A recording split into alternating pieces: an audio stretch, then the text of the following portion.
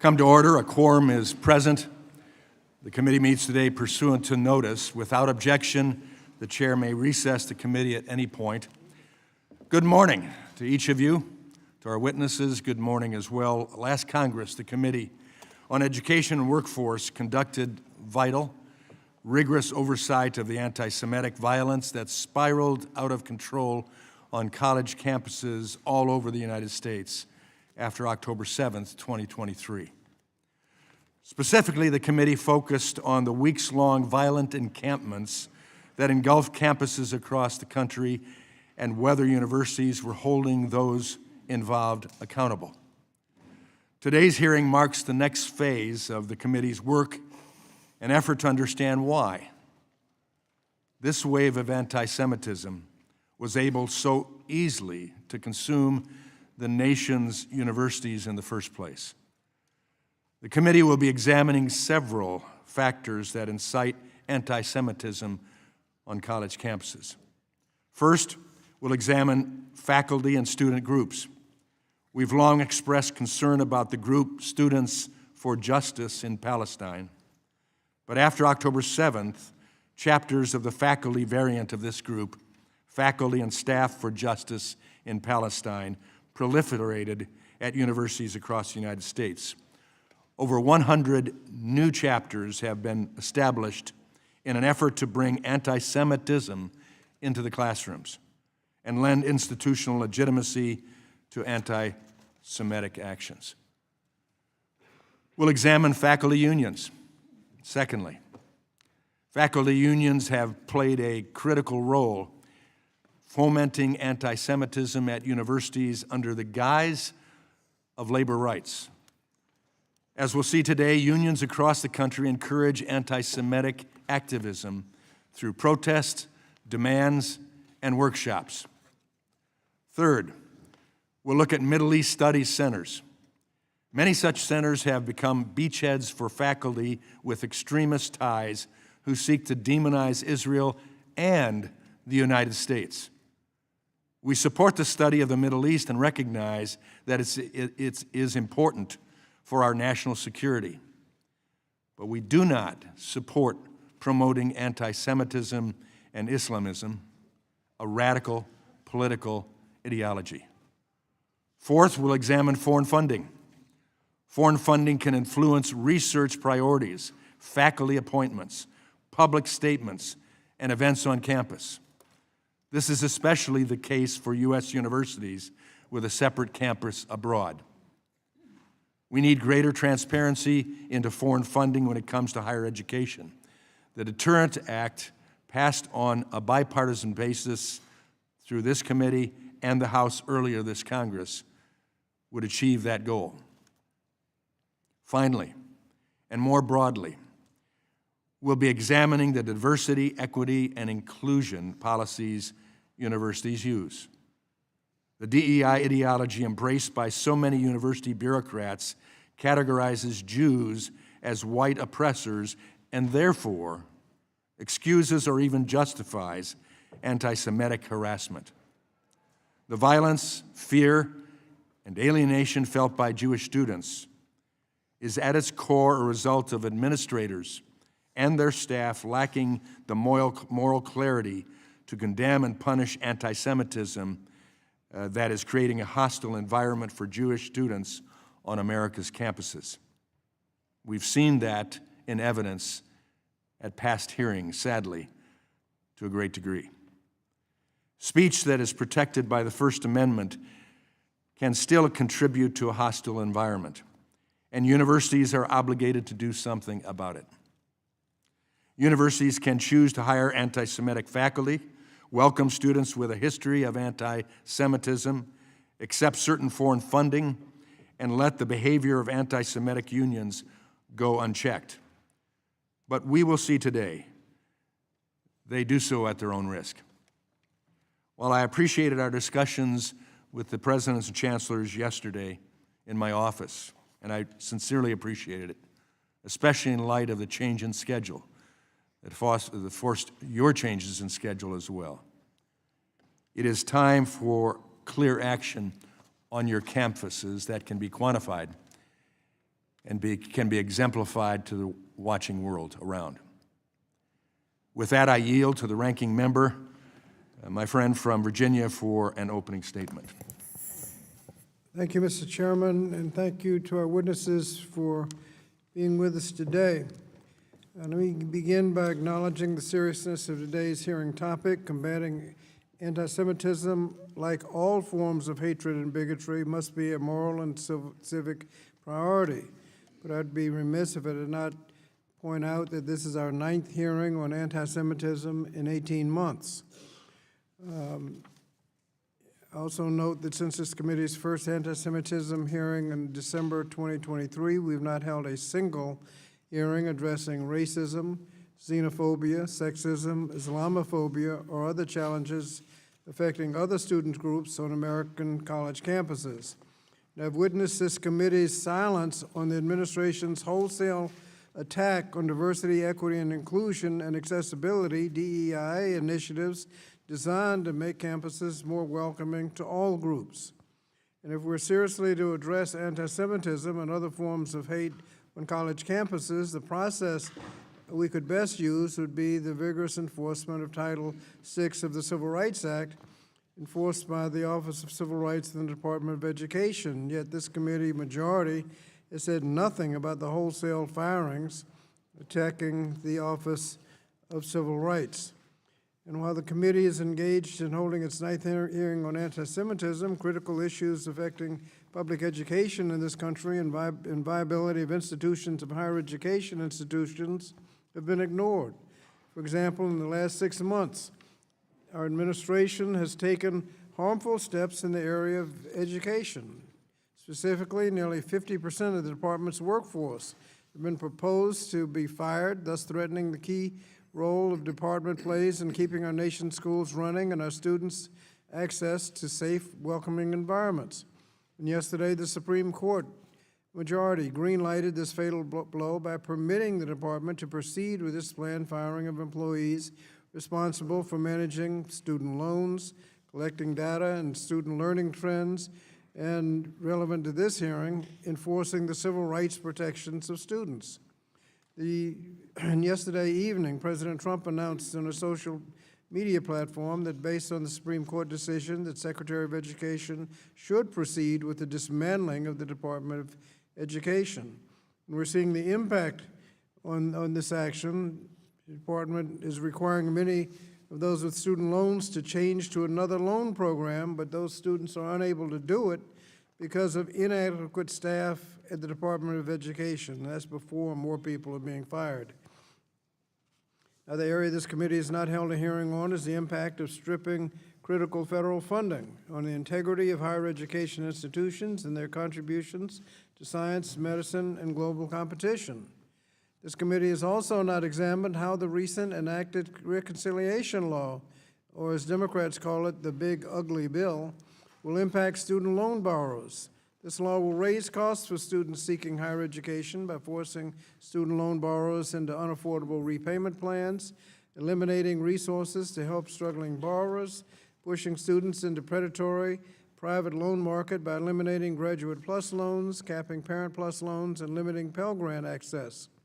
Further, the law exposes students to predatory for-profit institutions by stopping the implementation of the 2023 Borrower Defense Regulation, which provides student loan relief for millions of borrowers defrauded by their schools, or the 2023 Closed School Discharge Regulations, which provides student loan relief for students whose institutions closed before they were able to complete their programs. Also on July 1st, with little warning and no justification, this administration announced it was pausing nearly $7 billion in education programs that the administration initially proposed to eliminate in next year's fiscal 2026 budget.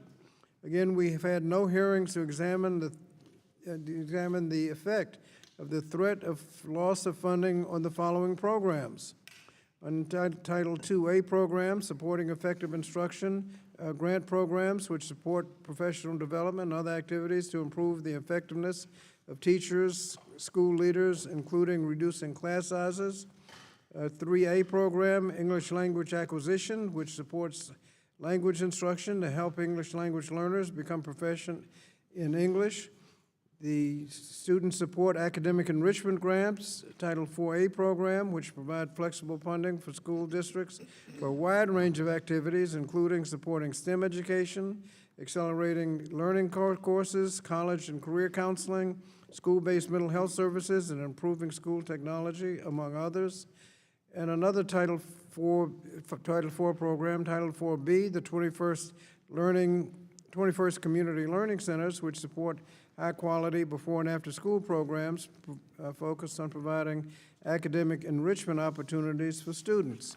The Title I-C program, Migrant Education, which supports educational needs of migratory students, including children of migrant and seasonal farm workers, and the Adult Basic Literacy Education State Grants, including Integrated English Literacy and Civics Education State Grants, which support adult education and literacy programs to provide basic skills to help prepare adults and out-of-school youth for success in the workforce.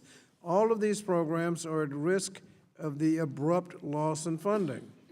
In response, a number of the state attorneys general have filed an emergency lawsuit just yesterday. However, cash-strapped school districts, particularly those in low-income and rural areas, cannot afford the delay in funding and will likely be forced to either lay off staff or cut back programs and services. And we should be having hearings hearings to support and strengthen our learning institutions. We should be insisting that the Department of Education not abdicate its responsibility to ensure that all students are afforded safe, quality, and equitable education, regardless of their race, gender, immigration status, socioeconomic status, religion, or disability status. When we should call on the officials from the Office of Civil Rights at the Department of Education to testify and ensure that they are implementing their longstanding duties to investigate, monitor, and provide resources to victims of potential civil rights violations, and they are enforcing the laws that fight anti-Semitism. So, Mr. Chairman, as we conduct our 9th hearing on this issue, I urge you to also focus some of your attention to those who have the responsibility to protect students from hate and discrimination, the Office of Civil Rights, or whatever is left of it, and the pressing issues facing colleges and students today. With that, Mr. Chairman, I yield back the balance of my time. I thank the gentleman. Pursuant to Committee Rule 8C, all members who wish to insert written statements into the record may do so by submitting them to the committee clerk electronically in Microsoft Word format by 5 p.m., 14 days after this hearing. And without objection, the hearing record will remain open for 14 days to allow such statements and other extraneous material noted during the hearing to be submitted for the official hearing record. I'll now turn to the introduction of the 4 witnesses. Our first witness is Dr. Robert M. Groves, the interim president of Georgetown University, right here in Washington, D.C. Welcome. Our second witness is Dr. Felix V. Matos Rodriguez, the chancellor of the City University of New York in New York City. Welcome. Our third witness is Matt Nosanchuk. I hope I got close on that. A principal for Matnos Strategies and former Deputy Assistant Secretary, Office for Civil Rights, U.S. Department of Education in Washington, D.C. Welcome. Our last witness is Dr. Richard K. Lyons, Chancellor of the University of California at Berkeley in Berkeley, California. Welcome. We thank the witnesses for being here today. Pursuant to committee rules, I would ask that you each limit your oral presentation to a 3-minute summary of your written statement. The clock will count down from 3 minutes as committee members have many questions for you, and we would like to spend as much time as possible on questions. Pursuant to Committee Rule 8D and committee practice, however, we will not cut off your testimony until you reach the 5-minute mark. I would like to remind the witnesses to be aware of their responsibility to provide accurate information to the committee. I'll first recognize Dr. Groves for your testimony. Chairman Wahlberg, Ranking Member Scott, members of the committee, since 1789, as the first Catholic and Jesuit U.S. university, Georgetown's religious beliefs have demanded the absence of anti-Semitism and other hatreds. Indeed, the church has directed the Jesuits to foster dialogue across all religions. Therefore, any hatred or fear among our students destroys that dialogue. Anti-Semitism is incompatible with living our mission, and the same applies to Islamophobia and racism. Hence, we try to react quickly to threats on collaboration. On October 8th, a day after the Hamas attack, Georgetown condemned it, one of the first universities to speak out. Similarly, we try to act quickly to student conduct violations, but have learned that we need to adapt to changing circumstances almost continuously. Addressing interfaith conflict has been aided by the largest set of full-time religious leaders at any U.S. research university at Georgetown. Since 1968, a full-time Georgetown rabbi, but also Jesuit and Orthodox priests, Protestant ministers, an imam, a director of Dharmic life, and Hindu spiritual advisor.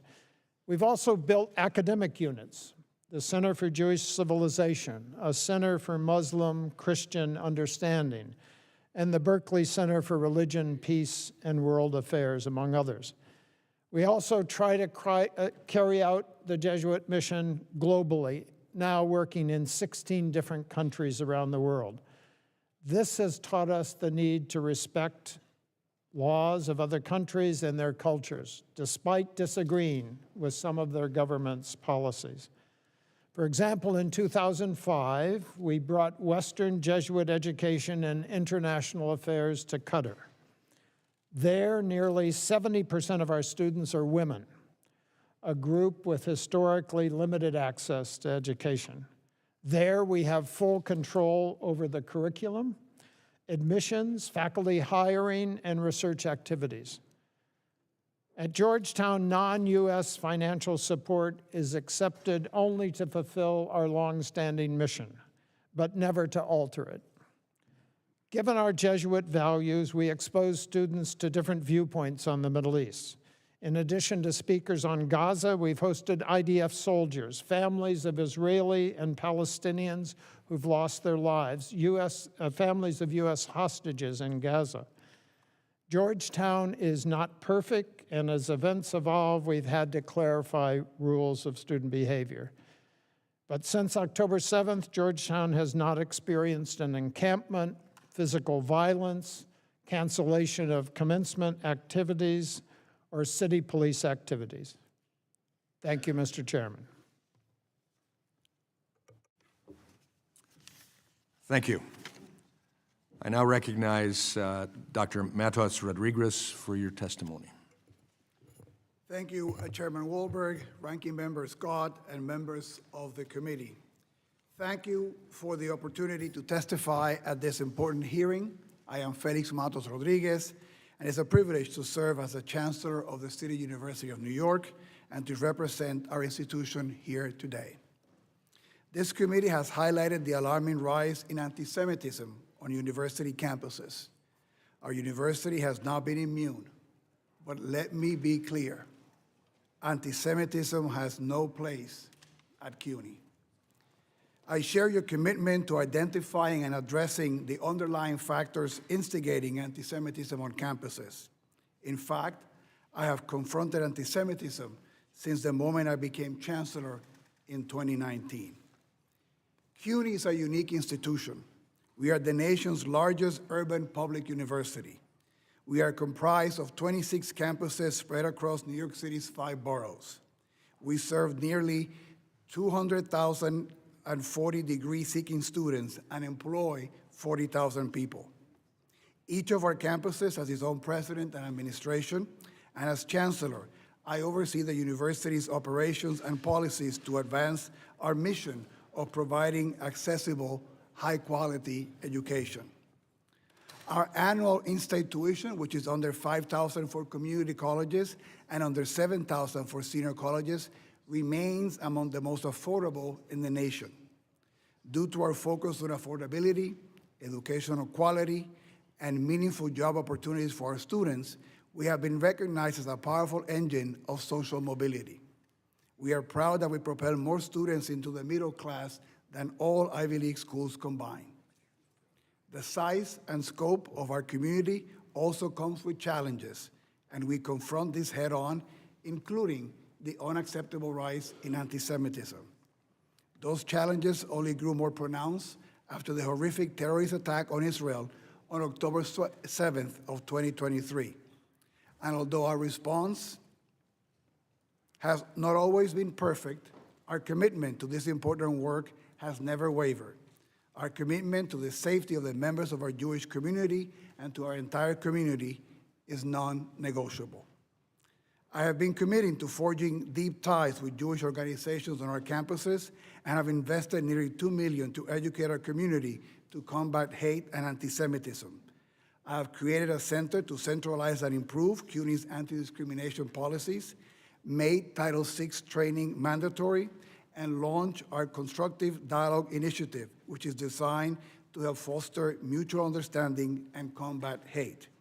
And I have made the safety of our Jewish students a top priority. I would like to highlight one example that I think encapsulates the challenges that we face and how we have learned from them.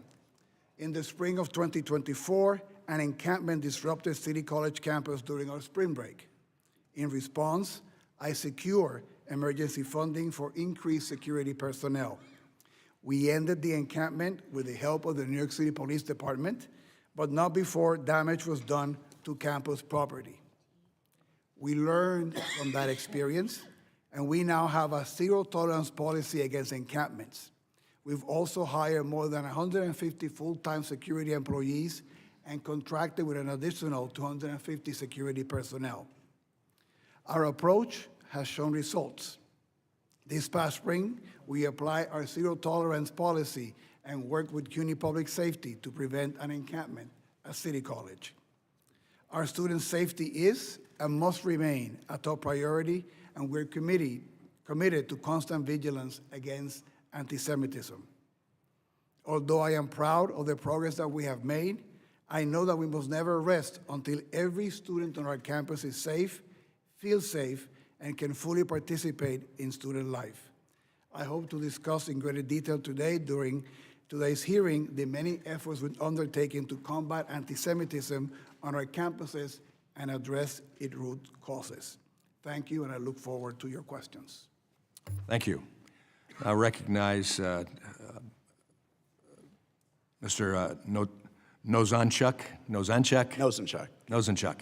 Simple to say it that way for your testimony. Good morning, Chairman Wahlberg and Ranking Member Scott. My name is Matt Nosanchuk. I'm a civil rights lawyer with a track record of fighting anti-Semitism in the Obama White House, at the Justice Department Civil Rights Division, and as a former Deputy Assistant Secretary in the Department of Education's Office for Civil Rights. I bring three key messages today. First, anti-Semitism in America and on campuses is real. Responding to it demands actions that are tailored to universities, properly implemented, and adequately resourced. Second, this administration's approach is contradictory and counterproductive. It includes the broad anti-democratic crackdown on foreign students, slashing funds for universities, disregarding the Title VI process, and gutting the office mandated to enforce the law while claiming to champion the fight against anti-Semitism. Third, Congress must fulfill its core responsibilities, meaningful oversight and adequate resources for effective solutions, not political theater that inflames campus climate and ultimately harms the students it claims to protect. My written testimony describes the unacceptable discrimination Jewish students face: social ostracism, verbal harassment, sometimes physical violence. In the classroom, faculty have targeted Jewish students who've responded by dropping classes, concealing their identity, or retreating from campus life. The bottom line is this: no students should be forced to choose between their identity and social acceptance. This includes their connection to a Jewish homeland, whether they express it through Zionism or generally identify as Jewish. When these problems persist, it's natural to demand forceful solutions and accountability. We have robust tools under Title VI. The most effective investigations, OCR launched an unprecedented number following October 7th, result in detailed, monitored resolution agreements obligating schools to take verifiable action. They include, for example, climate surveys, mandatory training, and ensuring all complaints get addressed promptly and effectively. Here's what one campus Hillel director said about change from his campus's agreement. Jewish life has improved remarkably. Jewish students now receive responses to bias incidents within 24 hours. The Hillel Center reported a 40% increase in daily usage. Parents feel confident sending their children there. In short, Jewish life on campus is thriving.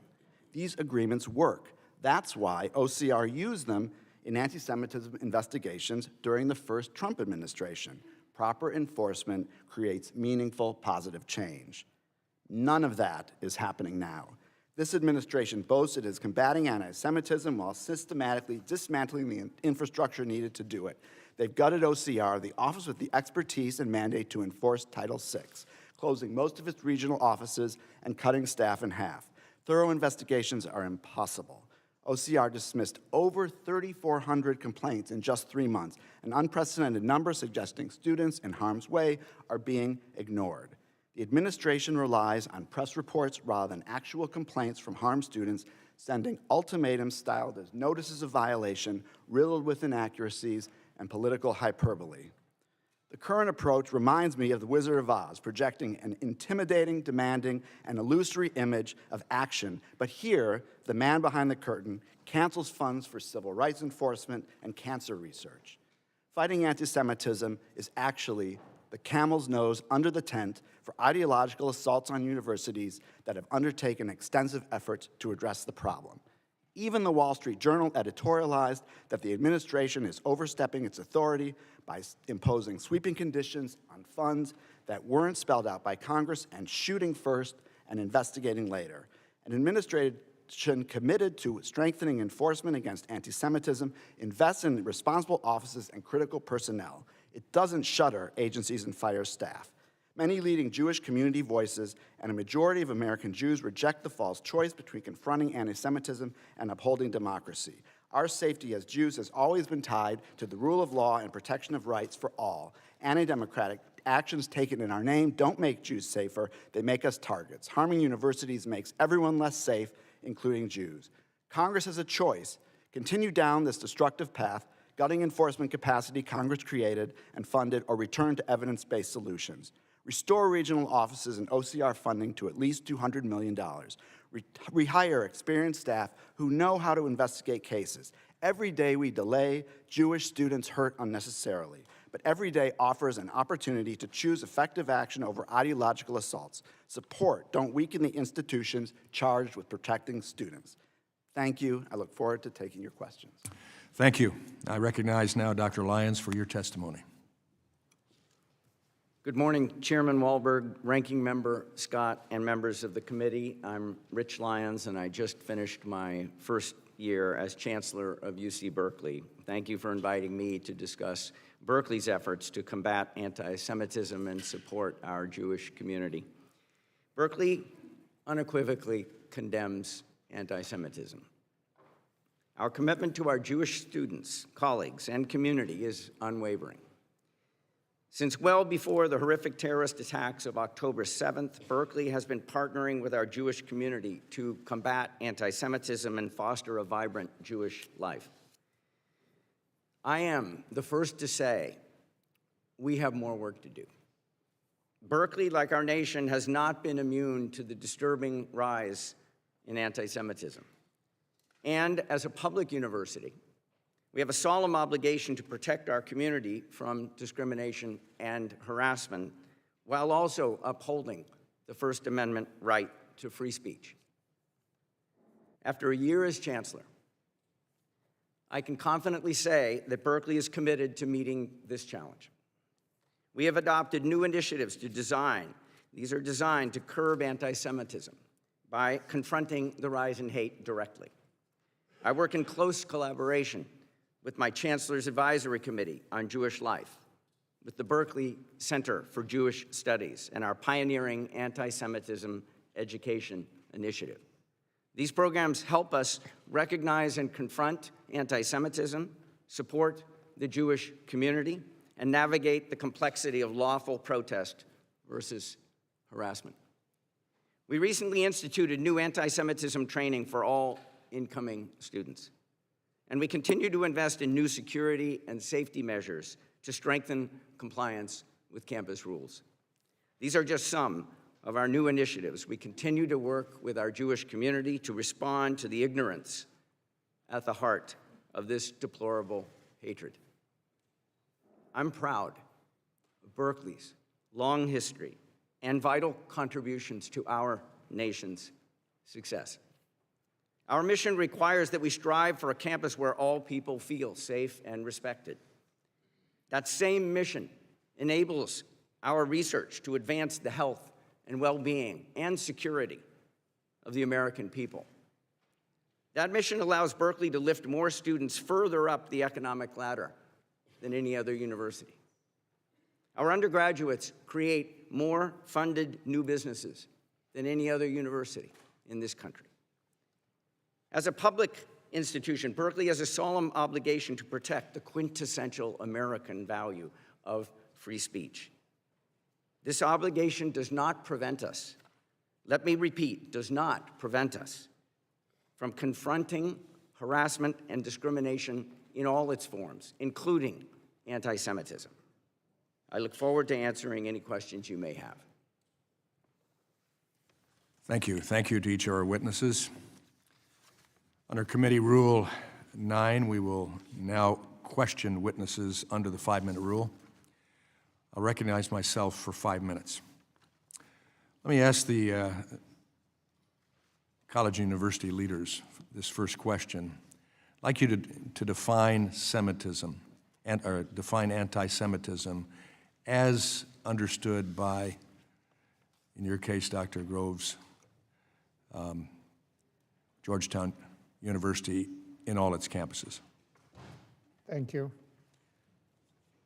We define anti-Semitism as hatred of the Jewish people and all of the behaviors that might be connected with such hatred. Thank you. Dr. Matos Rodriguez. Yes, thank you. What is CUNY's definition? Thank you. Antisemitism is hatred or prejudice against Jews or individuals who are perceived to be Jewish. Thank you. Dr. Lyons, similarly. Your microphone. I define anti-Semitism as hatred or discrimination against Jewish people. Okay. Thank you. Appreciated the fact that each of you were able to quickly define it and simply, at least for your institution as you understand it. Chancellor Matos Rodriguez, does CUNY have an anti-Semitism problem, yes or no? We are not immune from the anti-Semitism. It is something that I've been committed to working since 2019. Without objection, I'd like to enter into the record the testimony of dozens of CUNY students who have experienced severe anti-Semitism on campuses. Hearing no objection, they will be entered. How many Jewish students have transferred out of CUNY since October 7th, 2023? I don't have that information, Chair. Be good information to get. How many anti-Semitism complaints has CUNY received system-wide since October 7th, 2023? We have received in 2024 68 complaints of anti-Semitism. On the current year, 2025, we have 16. Thank you. How many students has CUNY suspended or expelled for anti-Semitic conduct since October 7th, 2023? We have, over the last 2 years, disciplined 18 students for anti-Semitic conduct, and we have disciplined another 25 for inappropriate behavior in protests, demonstrations, or rallies. Thank you. Chancellor, you have referred to the IHRA definition of anti-Semitism as a vital resource. Does that mean university officials are employing this definition to determine what constitutes anti-Semitism across the CUNY system? Thank you for your question, and that is correct. And we've added in our training for all the individuals who participate in the investigations on our campuses, the ones who were hired in this year received new training which includes using the definition as stipulated by OCR, and is also part of refreshing courses that we have for all personnel in addition to public safety officers. Does CUNY have any anti-Semitic faculty? We have faculty that might conduct themselves in anti-Semitic behavior, and we have no tolerance for it, and we're clear about the expectations to follow all our rules and policies, and if any individual breaks those rules, they will be investigated and the appropriate disciplinary action will be taken if warranted. How many Zionist professors has CUNY hired since October 7th? We do not track the hiring of faculty in terms of ideology or things of that nature, so I wouldn't be able to tell you that information. But you're able to tell us that you had anti-Semitic professors. Well, that is based on some of the disciplining and behavior that we had in some of the campuses. So, Without objection, I'd like to enter in the record a complaint filed by Hunter College Jewish Studies Chair Leah Garrett against CUNY alleging a hostile workplace environment. Without objection, I hear none. That will be submitted. While Dr. Garrett was suffering under CUNY's indifference to anti-Semitism, in February 2025, Hunter College posted a job announcement looking to hire a Palestinian studies professor well-versed in settler colonialism, genocide, and apartheid. As you know, Hunter College was forced to edit this anti-Semitic job description. Did Hunter College still hire people for this position? when that posting reached my attention, we made sure to tell Hunter College that it was entirely inappropriate to have that posting, that it needed to be modified, and that they needed also to take steps to make sure that any postings in the future would not contain language like that. That hiring process is ongoing. That's an issue of great concern to us. We continue to hear rhetoric denouncing settler colonialism and Israeli genocide contribute to anti-Semitism in the college and CUNY. Specifically, my time has expired, and now I recognize the gentlelady from Oregon, Ms. Bonamici. Thank you, Mr. Chairman. Thank you, Ranking Member, and thank you to the witnesses.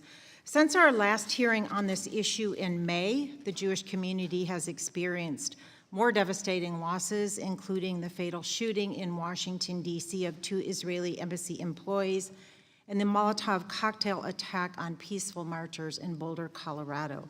As I have said before in this committee, there has been an undeniable rise in anti-Semitism and hate speech across the country and around the globe. Jewish students and all students deserve to feel safe and be safe on college campuses and everywhere. No one should be afraid of harassment or discrimination because of their faith.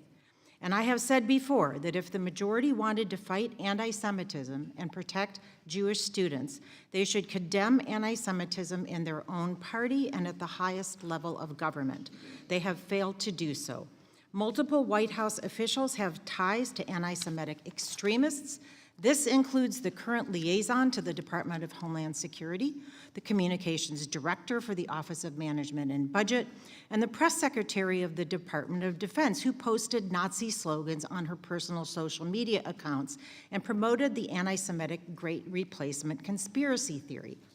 The leader of President Trump's so-called anti-Semitism task force actually talked about revoking Jew cards and shared a post on social media from the former leader of a white supremacist organization that called for the, quote, Nazification of America. Donald Trump has continued to spout anti-Semitic venom, most recently at a rally where he said, no going to the banks and borrowing from, in some cases, a fine banker, and in some cases, Shylocks and bad people. He tried to walk back those statements, saying incredulously that he had never heard the term Shylock used in an anti-Semitic way. Words matter, and the President of the United States should not be using words, especially anti-Semitic tropes, if he does not know what they mean. Have any Republican colleagues here today condemned these acts of anti-Semitism from the president and members of the administration, or called for removal of these individuals from office? No, because that would require real and meaningful commitment to rooting out anti-Semitism from the top down. Instead, my colleagues are weaponizing the real problems of the Jewish community, a community I am an active member of, in furtherance of their attacks on and plans to defund colleges and universities. As members of this committee, we sit with the responsibility of enacting policies that best educate our youth, and this ongoing attack on higher education is shameful. As Mr. Nosanchuk so compellingly testified, combating the rise of anti-Semitism on college campuses requires investing in the Office for Civil Rights, an agency dedicated to investigating and resolving civil rights violations, including anti-Semitic incidences at schools and universities. But instead of supporting that office, Secretary McMahon has already fired about half of OCR's staff and closed 7 of their 12, more than half of their regional offices. Republicans have said nothing. In the past months, what's left of OCR dismissed a staggering more than 3,400 cases, but again, Republicans say nothing. Meanwhile, the Department of Justice recently slashed hate crime prevention grants, claiming they do not align with the administration's priorities. Will my Republican colleagues stand against the ongoing attacks on the Office for Civil Rights? And what about the hate crime prevention grants? Will any Republican colleagues advocate for these funds to be reinstated? Of course not. That would be real action. Why do that when we can create another political sideshow instead? Education has always played a significant role in the efforts to end anti-Semitism, but that's not what this committee has been doing. With drastic budget cuts, the hiring of bigoted individuals at the highest levels, the embrace of white Christian nationalism, and, I might say, in stark contrast to Jewish values, the abhorrent failure to respect basic human and constitutional rights, this administration is creating a culture of disrespect and danger, not just for Jewish students. Perhaps that should be the focus of this hearing. Additionally, instead of giving OCR the staff and resources they need to do the fact-based Title VI investigation, the Trump administration has actually withheld hundreds of millions of dollars from colleges and universities, apparently to punish for them rather than address anti-Semitism. But this kind of imposition of collective punishment hurts all students, including Jewish students, because it will lead to fewer academic options and higher tuition. I wonder if that isn't the point. As I have said before and will continue to repeat, I am a member of the Congressional Jewish Caucus. I am a mother who raised her children in a Jewish home. I'm an active member of my synagogue. I am extremely disappointed in the majority for exploiting my community's legitimate fears and concerns as they advance discriminatory, regressive, unconstitutional, and harmful policy. Jewish Americans and the American people deserve better. I yield back. Gentlelady's time has expired. Now recognize the Chairwoman Emeritus of this committee, Representative Fox. Thank you very much, Mr. Chairman, and I thank our witnesses for being here today. And I will ask you, when it's appropriate, I'd like a yes or no answer. Dr. Matos Rodriguez, CUNY's Faculty and Staff Union, the Professional Staff Congress, or PSC, has passed multiple resolutions that support the anti-Semitic BDS movement. Do you support forcing Jewish faculty and staff to be represented by a union that endorses BDS? Yes or no? Thank you. I have repudiated BDS and have said that there's no place for BDS at the City University of New York. So you didn't give me an answer, yes or no. So I have to assume it's no. Yes, excuse me. In 2021, the EEOC substantiated a claim by a Jewish CUNY professor that the PSC discriminated against him and other Jewish professors because of their religion. What disciplinary action did you take against those responsible? And I am that case of the EEOC. We thought it was entirely inappropriate to discriminate against any member of our community, and that was a matter taken by the EEOC. And so no disciplinary action. You didn't state a disciplinary action. Not to my knowledge. Does the PSC have an anti-Semitism problem? Yes or no? The PSC does not speak for the City University of New York. We've been clear on our commitment against anti-Semitism and against BDS. So the president of the PSC personally supports BDS. Do you view this as problematic? Again, the PSC does not speak for the City University of New York. My understanding also that the last vote that they took, they So rejected. you obviously don't think it's problematic. Thank you. Dr. Groves, after the U.S. Successfully struck Iran's nuclear infrastructure, one of the professors at Georgetown Center for Muslim Christian Understanding, Jonathan A.C. Brown, said, quote, "I hope Iran does some symbolic strike on a base." Is this person really suited to be educating the next generation of American diplomats? Thank you for the question. Within minutes of our learning of that tweet, the dean contacted Professor Brown. The tweet was removed. We issued a statement condemning the tweet. Professor Brown is no longer chair of his department, and he's on leave, and we're beginning a process of reviewing the case. So he's been making similarly appalling statements for years, but he has been kept around for years. So you are now investigating and disciplining him from what you've said. Yes, Congresswoman. Thank you. Dr. Lyons, several UC Berkeley faculty and staff have anti anti-Semitic remarks and justified Palestinian terrorism. In February 2024, history professor and chancellor's chair Usama Makdisi tweeted, "I could have been one of those who broke through the siege on October 7, referencing an article that praised Hamas terrorists and denied reports of sexual violence against Israeli women in 2017.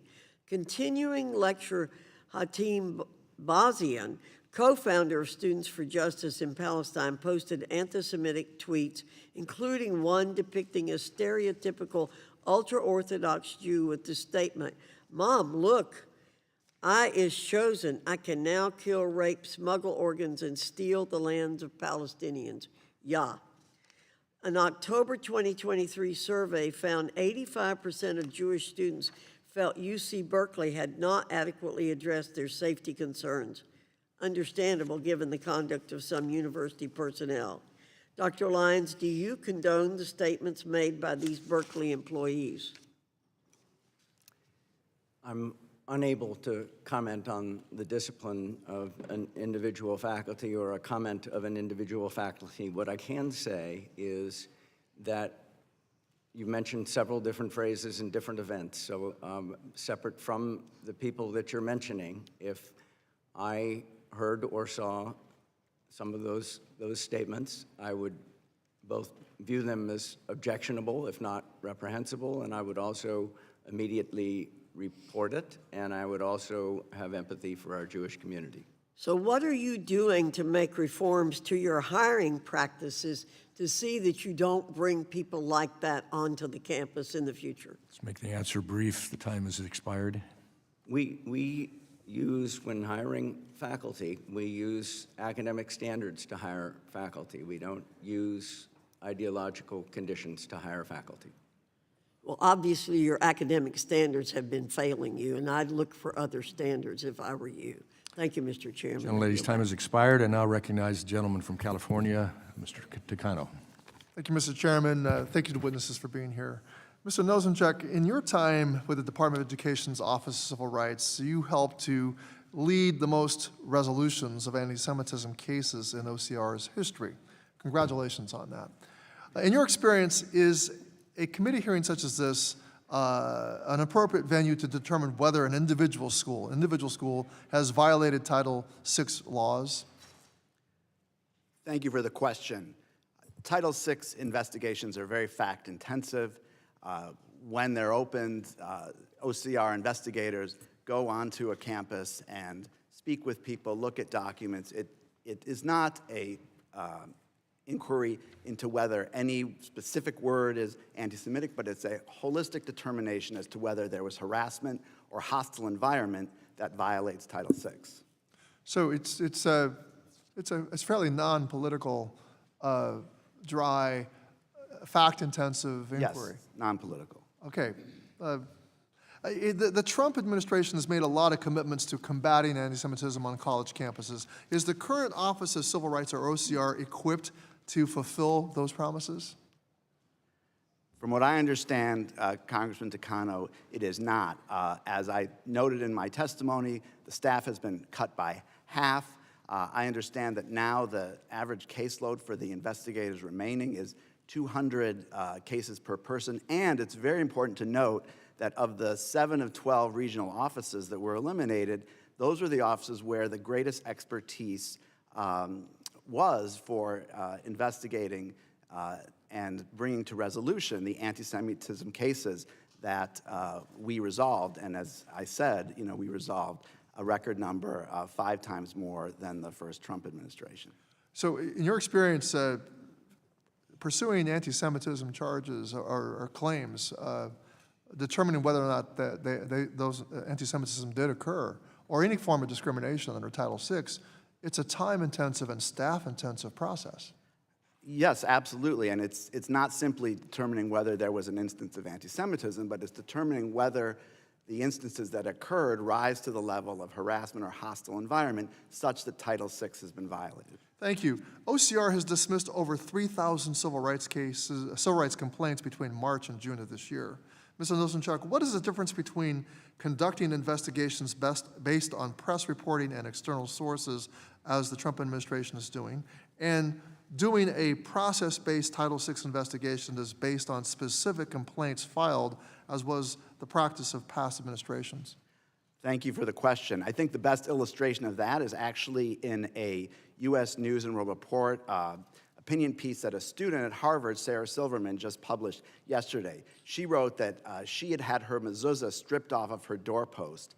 It was a one instance of individual discrimination that was detailed in the Harvard Notice of Violation, and the administration did not even talk to her about what had happened. So relying on press reports, relying on broad statements or perceptions is not how Title VI is supposed to work. Again, it's looking at the anti-Semitic discrimination has occurred and then determining whether it has risen to the level of hostile environment, determining whether Jews have been targeted unlawfully. Thank you. Have the Trump administration's actions made campus more safe or less safe for students who are victims of anti-Semitism? Based on everything I'm hearing from Jewish students, including the one whom I just mentioned, it's making campuses less safe.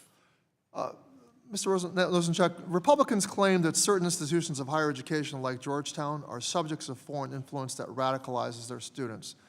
As a former federal government employee, you've taken a number of ethics trainings in your own career. Which would you say is an example of undue foreign influence? A long-standing 2-decade academic partnership with a foreign country that serves to build diplomatic partnerships? Or B, a $400 million luxury plane gifted to the President of the United States by a foreign government for his personal use? Thank you for the question, Congressman. I would say there are rules for transparency and reporting that pertain to funding from foreign governments to universities, and those, I believe, need to be followed. Thank you. Well, the majority uses hearings like this one to rail against foreign influence while their own administration routinely violates clear ethics boundaries with foreign governments. They have turned this hearing room into a kangaroo court where they spend our time litigating a predetermined outcome to do nothing, actually to help Jewish students, just make public theater out of legitimate pain. This scorched earth warfare against higher education will endanger academic freedom, innovative research, and international cooperation for generations to come. And I yield back. Thank the gentleman. His time has expired. And now recognize the gentleman from Pennsylvania, Mr. Thompson. Well, thank you, Chairman. Dr. Groves, well, first of all, once again, thank you for the care at Georgetown University Hospital that I received with some treatments. Just very impressed there. Dr. Rose, recently something did come to my attention, and I want to see if you're aware of it. Are you aware that in 2024, flyers designed to mimic eviction notices were placed on Jewish students' dormitory doors on your campus, falsely accusing Israel of genocide and ethnic cleansing? I am aware of that. This was during move-in weekend for our new students. We acted on that immediately, removed the eviction notices with a assembly of staff around, identified the perpetrator of this, and discipline was done for him. Very good. So obviously this violates the Georgetown policies. This was abhorrent. And for the students who saw this and were hurt by this, we apologize as a university. This is intolerable at Georgetown. We cannot have this sort of behavior. Well, thank you for taking that action, and thank you for taking the disciplinary action. Incredibly important. Dr. Groves, does Georgetown employ any anti-Semitic faculty members or fellows?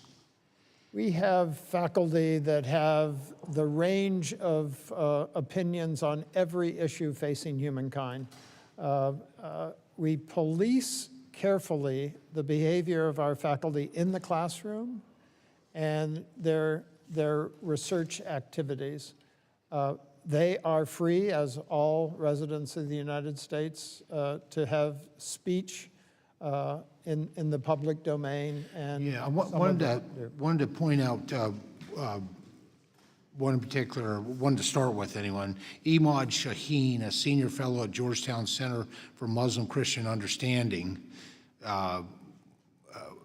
which I find interesting, Muslim Christian Understanding, and he applauded the terrorist attack on October 7th, stating it would, quote, bring about this change that we long for. Does Shaheen's description of the October 7th terrorist attack, the quote, change that we long for, end quote, violate your university's harassment and discrimination policies? That was an abhorrent tweet that was sent out. That is not the Georgetown policy. What we do in cases like that is to assure that the student welfare and the welfare of the GU community is protected through events like that. So the protection, did that include disciplinary action or an investigation into Imad Shaheen for his statement? We have, I can't cite that particular case, but I can assure you, Congressman, that we have dismissed faculty for anti-Semitic behavior on social media in the classroom, and also dismissed staff for the same behavior. Well, there's another one in a social media post. The associate director of the Bridge Initiative of Georgetown, Mubashra Tazamal, reposted a statement that said, Israel has been recreating Auschwitz in Gaza for 2 years. Do you believe it's appropriate for a Georgetown-affiliated scholar to publicly endorse a statement comparing Israel actions in Gaza to the evil of Auschwitz? No, I reject those kinds of statements. That's not the policy of Georgetown, and I want everyone to know that to the extent that hurt Jewish students, Jewish faculty, Jewish staff at Georgetown, I apologize for that. But that's behavior covered under the First Amendment on social media that we don't intervene on. What we do intervene on quickly is behavior that affects our students in the classroom and research-related activities that involve students. So there's, so this individual didn't face any disciplinary action or consequences? Not to my knowledge. Yeah, in a director position, no less. Dr. Rose, what message do you think the university's inaction sends to Jewish students on your campus? You know, we have a variety of ways to stay in touch with our Jewish community. Our Jewish Life office is a wonderful resource. We meet with our rabbi. We meet with Jewish students. We meet with Jewish faculty to keep a sense of the pulse of the culture. Dr. Rose, I appreciate it. My time is almost gone. If I may, just one more question. When hiring faculty, does Georgetown currently have a vetting process that includes screening for anti-Semitic content and a candidate's public record? Not at this time, Congressman. Thank you. Thank the gentleman. Time has expired, and now recognize the gentlelady from North Carolina, Ms. Adams. Thank you, Mr. Chairman, and thank you to the witnesses for being here today. Let me start with something that shouldn't need to be said, but it must be said clearly. Anti-Semitism is real, it's rising, and it has no place on our campuses. We have a responsibility to make sure that every student, Jewish, Muslim, Black, brown, or otherwise, feels safe and respected where they live and where they learn. And that means calling out hate when we see it. It also means upholding the civil rights protections that have long protected our students from discrimination. Now, I spent over 40 years as a professor, and what I know is this. Classrooms are where we ask questions, where we challenge each other, and yes, sometimes where we disagree. But I'm concerned about what I see happening here. Because instead of solving a problem, we're watching some try to use anti-Semitism as a reason to go after higher education. I've heard it in this committee that DEI is to blame, that foreign scholars are a threat, that faculty ought to be punished for their views. But I'll tell you, we don't need political scorecards.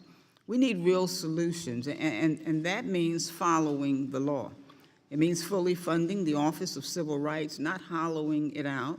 And let's not forget, as we sit here today, holding this hearing, the Department of Education is withholding more than $6 billion in congressionally mandated funding from our K-12 schools. That's money for students, for teachers, after-school programs, and for communities already stretched thin. So my question, Chancellor Lyons, thank you for being here. Your institution has a long history with student protests, some of it deeply troubling, and some of it a reflection of the moment that we're in. But I want to ask you something else. How does your institution protect academic freedom while also keeping students safe? And what does it say about your values when those freedoms are tested? Thank you for the question. You're describing what is a very complex set of questions. The freedom to discover, the freedom to learn, the freedom to teach, these are fundamental freedoms. And so when we talk about academic freedom, let's just be clear that those are the fundamental freedoms that we protect. And at the same time, we have this obligation toward free speech. Does it frustrate us as presidents? I'll speak for myself. This is frustrating. People say, well, just drive down the middle of the road. This is a very complex road to drive down. And so we are constantly making judgments around how do we keep people safe and supported, and also how do we make sure that we are protecting free speech and the marketplace for ideas. Thank you, sir. Let me move on. Chancellor Matos, Chancellor Matos Rodriguez, thank you as well.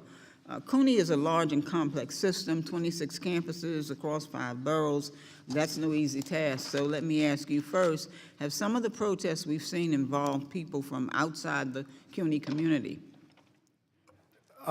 Absolutely appreciate the nuance. Our campuses are the city of New York. So in many cases, some of the events that occur are really occurring in the streets of New York City that are contingent to our campuses. So that presents So you can give me a yes or no? Yes. Okay, thank you. Second, how is CUNY working across New York's diverse neighborhoods to confront anti-Semitism in a way that includes everyone? Thank you. Since I mentioned, I've been committed to this since I became chancellor in 2019. I had learned as president of Queens College that you needed to bring people together. We had at Queens College the largest Muslim and Jewish populations of our campuses at CUNY, and I learned the value of bringing people together. So I have a Jewish advisory committee on Jewish life. that I brought together in 2023 to listen to the members of the community, to get their feedback and Okay. get answers. Thank you so much. Let me ask you one final thing. We've heard concerns from faculty who were recently not reappointed despite having full enrolled classes scheduled for the fall, and I understand that those matters may be going through a formal process. I know you may not be able to speak to individual cases, but as a former professor myself and a department chair, somebody who believes deeply in transparency and fairness, I want to ask you, would you be willing to follow up with my office and provide more information on the policies and procedures that guide faculty appointments and reappointments at CUNY? I appreciate the question. We're here to answer all the questions and cooperate fully with the committee. Okay, thank you, sir. I think my time is up. Mr. Chairman, I yield back. I thank the gentlelady. Now I recognize the gentlelady from New York, Ms. Stefanik. Thank you. I want to begin by discussing the heinous scourge of anti-Semitism on your watch as chancellor at CUNY. You are aware at Baruch, Jewish freshmen were welcomed with heinous anti-Semitic taunts about the hostages killed by Hamas. Quote, "Where's Hirsch, you ugly expletive, expletive? Go bring them home," end quote. Quote, "You ain't going home tonight. Go back to Brooklyn. All Zionists are terrorists," end quote. Are you aware of those anti-Semitic harassment slurs? Those are deplorable statements, and if they were associated with the event at Baruch, an investigation was done and students were disciplined. And students were disciplined in both of those cases? At Hunter, Jewish students were forced to enter the main university building under a swastika for hours. Is that correct? My understanding of that is that the swastika was placed outside, and we have a custom of erasing all such deplorable symbols. In that particular case, there was a delay because it had to be referred to the NYPD for the anti-hate investigation. Let me remind you of this particular case because that's not according to your own staff. In fact, the Hunter College Director of Jewish Studies emailed university leadership requesting that the swastika be taken down. And instead, this was the response for everyone to see. Apologies, but it is not that simple. Is that the position of CUNY? It is entirely unacceptable that. And that was this hateful- administrator disciplined who emailed? Again, in that particular case, we were working with the New No, York City Police was this Department. administrator disciplined for sending this response? Any case that we have will investigate, and the appropriate action will be taken. So what was the appropriate action taken against this administrator in this case? In this case, as I mentioned to you, we are working with the New York City Police Department. So no that disciplinary indicated- action has been taken by CUNY? Is that Again, correct? we will investigate any action. So an anti-action. investigation, but no actual action, like so many of these failed university presidents. But it's not just this case. You talked about how you focused on this since 2019. But let me remind you, in 2021, you hired Abdi Allah as CUNY's Chief Diversity Officer, and this role includes overseeing anti-Semitism complaints and initiatives. Were you aware at that time that this senior administrator you hired was previously employed Chairman, I by have a CARE, parliamentary inquiry. the Council on American Islamic Relations? Gentlelady will suspend. My time, can what you is hold the the- time? It was We'll hold it- 2:25. We'll hold the time. Does the committee have a policy on publicizing people's personal emails? This is a university administrator's email. Email addresses? No, we don't have a policy, I'm told, on that, and again, this is at the university. This is a university email, a public university in the state of New York.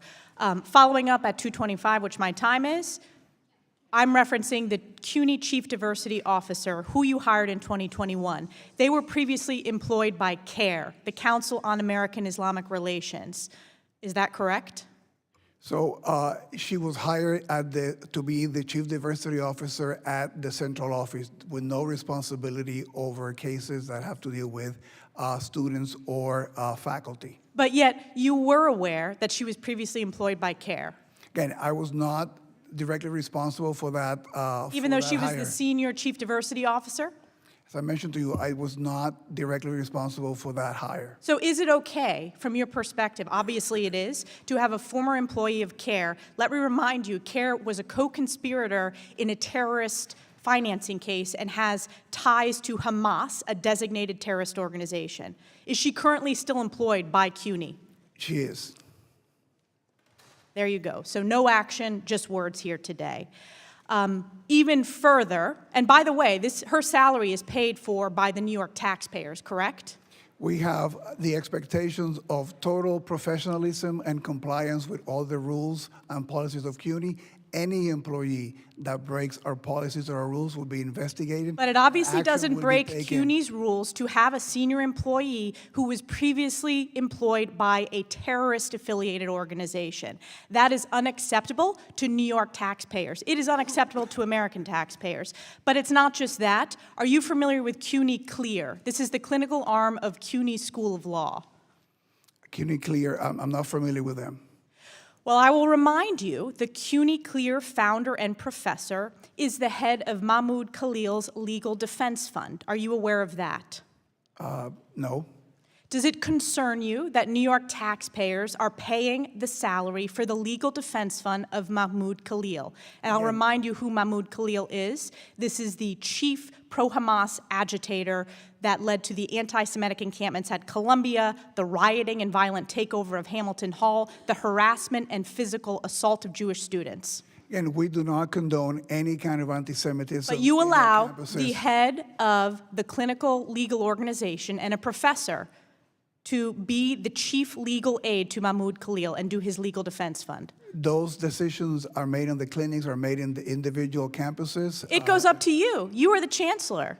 Those decisions are made at So you the take no individual responsibility. campuses. I take responsibility for any behavior of our faculty. So and is this staff that acceptable? Is this anti-Semitic. acceptable? Any behavior that is anti-Semitic Is and this is in violation acceptable of our that the rules. legal defense fund for Mahmoud Khalil is the head of CUNY Clear? That's acceptable under your watch. We do have no tolerance for anti-Semitism on our campuses, and we've been very So will clear. this person be fired? Anybody that breaks our rules and our policies, there'll be an investigation. We'll investigate, and if there's any disciplinary action to be taken, we'll take it.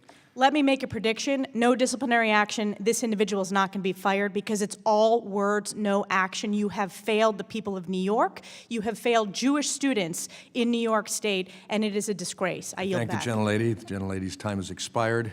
I recognize gentleman from California, Mr. Desaulniers. Thank you. Chancellor, you want to have a few moments of my time to respond to that outrageous attack by my colleague?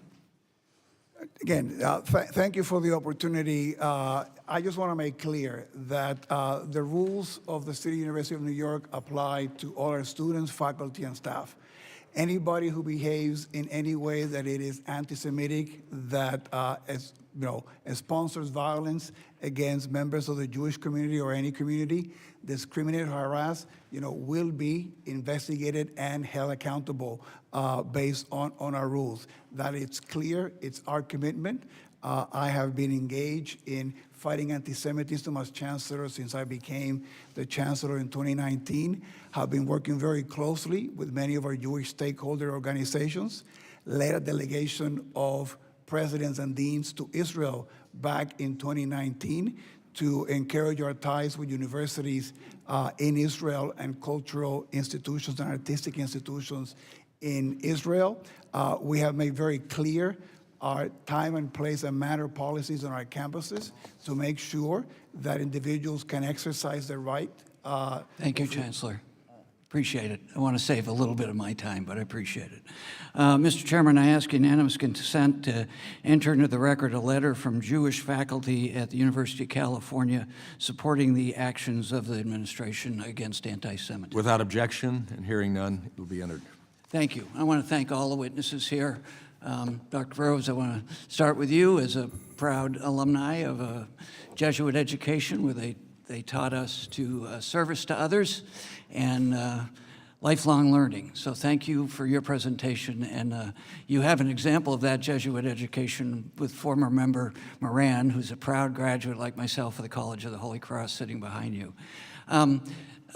Chancellor Lyons, it's always delightful to see you. I don't have the honor of representing the campus itself, but I like to say that I can look down on your campus from Grizzly Peak on my side of the district. I want to, first of all, mention that you are from the Haas School of Business, one of the best business schools in the country, hardly a hotbed of anything but excellence. So you as the dean of that school, it's sort of the stereotypes that we get into. It's a very big school with a lot of great programs. It's also can be proud of the fact that out of the University of California, Berkeley, there have been 59 Nobel laureates between alumni and faculty. I would also add, as a friend of the current rugby coach, it's also the home of 29 rugby championships. But could you talk about some of the things you've already mentioned that you've done, elaborate to any degree you'd like, about your involvement and your predecessors in trying to balance the First Amendment rights as a public university, the best public university in the country and arguably the best in the world, against hate and violence and anti-Semitism, which is no small feat? Well, thank you. I think a place to start is around what are so-called time, place, and manner rules. We encourage the expression of free speech on the Berkeley campus. That's an important part of a vibrant campus. It's an important part of a vibrant society.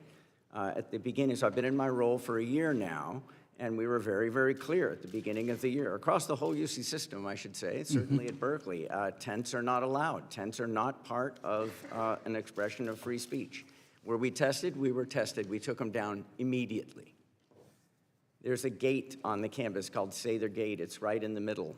It got partially blocked, and some of the times before I became chancellor, one of the no tolerance rules, we communicated it clearly, is no blocking the gate and any part of the gate. There was a sukkah that got erected in front of the gate. We took it down effectively immediately. Anyways, part of the time, place, and manner rules, that's not just something to counter anti-Semitism. Those time, place, and manner rules need to be content neutral, and they are. But we needed to communicate what the standards are, while at the same time making sure students know that expressing your views consistent with the First Amendment is something that Berkeley doesn't just condone, it actually encourages it. And consistent with a letter from the faculty that I am submitting, how have the various communities responded to that?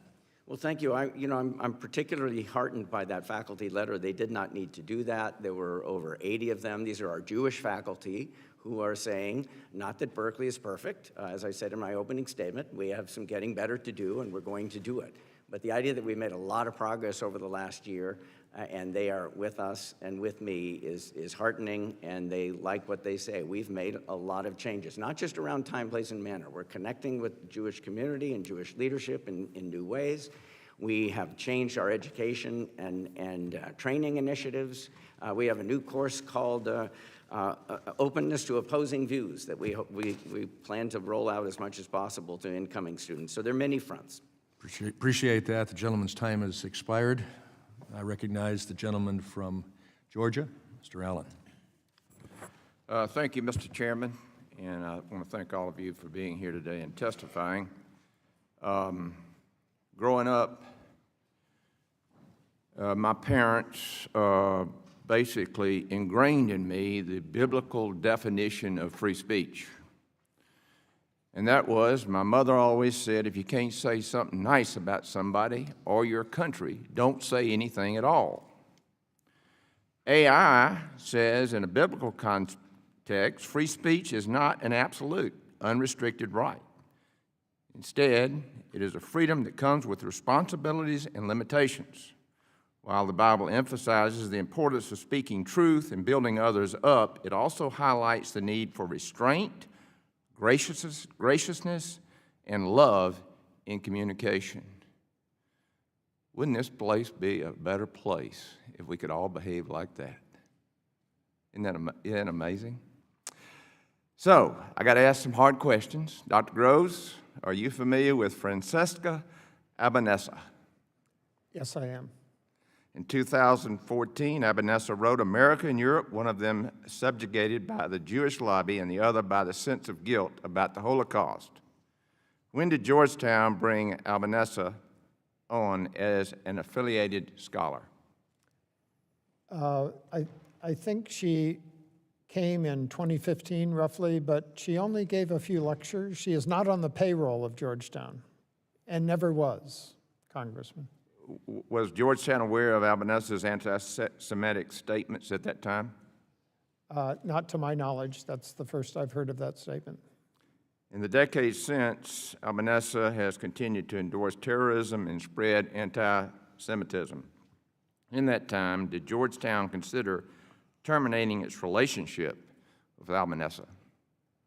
I don't know the answer to that. Happy to follow up on whether that was a consideration, but she is not at Georgetown. She is not on the payroll, and she's not present on campus. Last week, the Trump administration sanctioned Albanesa over her long track record of supporting terrorism and perpetrating anti-Semitism. Is Albanesa still an affiliated scholar of Georgetown? She is still listed as an affiliate, but she's not present on campus nor participating in the center. And let me tell you the problem we have here is, like I said, the way I was brought up, you have accountability, okay? In other words, you got to have guardrails. And if you get outside of those guardrails, you do something about it. You don't let this stuff linger on because it just rots.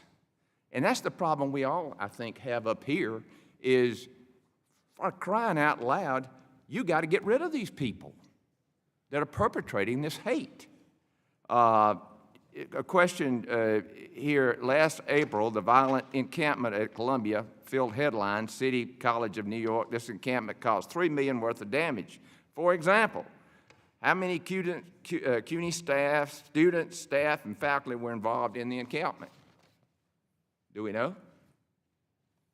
So we ended up disciplining 7 individuals in that encampment who ended up breaking into one of the buildings. Well, I mean, were they put in prison? Have they been indicted? Have they gone before a jury of their peers for their crimes? We collaborated with the district attorney in those cases, and there were 7 individuals who were disciplined. I cannot comment on the individual discipline, but what I can tell you also, we have a zero tolerance policy on encampment. Some of the lessons learned in that encampment have guided our work after that, and that we've been successful in making sure that we have had no other encampments in our campuses as a result of that experience. Well, all I can tell you, things have changed a lot since I was in college. Where I went to college, they didn't put up with this stuff, and you knew it, and that's why you stayed within those guardrails. Of course, that's the way it was in high school and middle school as well. How many students have been suspended or expelled this year that because of this violence and vandalism? How many students have been expelled? Because of the encampment, right? Mm-hmm. We had 3 students of the 7 that were disciplined as a result of the. How about faculty? The encampment. There were 4. When you say discipline, what does that mean? I cannot comment on the individual cases. Discipline goes from reprimands, training, suspension, or termination, and we have terminated individuals in the faculty and staff for violating our policies on anti-Semitism. Well, the great thing about this country is you have the right to prove that you're innocent, but if you're guilty, you know what? You get fired. The okay? gentleman's time has expired. I now recognize the gentleman from New York, Mr. Mannion. Thank you, Mr. Chairman. Thank you to all the witnesses for being here today. The rise in anti-Semitism across the United States is profoundly troubling. We simply must do more to respond to these actions and ensure our Jewish neighbors and communities can live free from harassment, intimidation, and violence. We all must stand together to reject any targeted hatred or bigotry against any group due to their religion, ethnicity, or other demographic. But as we hold this hearing, let's be clear about the problem that we're facing. Anti-Semitism is not limited to just college campuses. It has spread rampantly in our communities, our online platforms, and our politics. Yet the majority of this committee are set on repeatedly singling out higher education and attacking university presidents and labor unions that represent their faculty while refusing to pursue serious, comprehensive solutions. In fact, they've supported this administration's moves to gut the Office of Civil Rights at the Department of Education, cancel grants for hate crime prevention, and openly has embraced individuals with known records of offensive, conspiratorial, hateful rhetoric. I call on my colleagues on the other side of the aisle to hold those in their own party accountable and approach this issue in a more thoughtful manner. Chancellor Matos Rodriguez, given the importance of combating anti-Semitism in our state, I'd like to give you an opportunity to elaborate on CUNY's efforts. Your testimony describes the independent investigation that was commissioned and the resulting report, which included a set of recommendations. What steps is the CUNY system currently taking to implement those recommendations?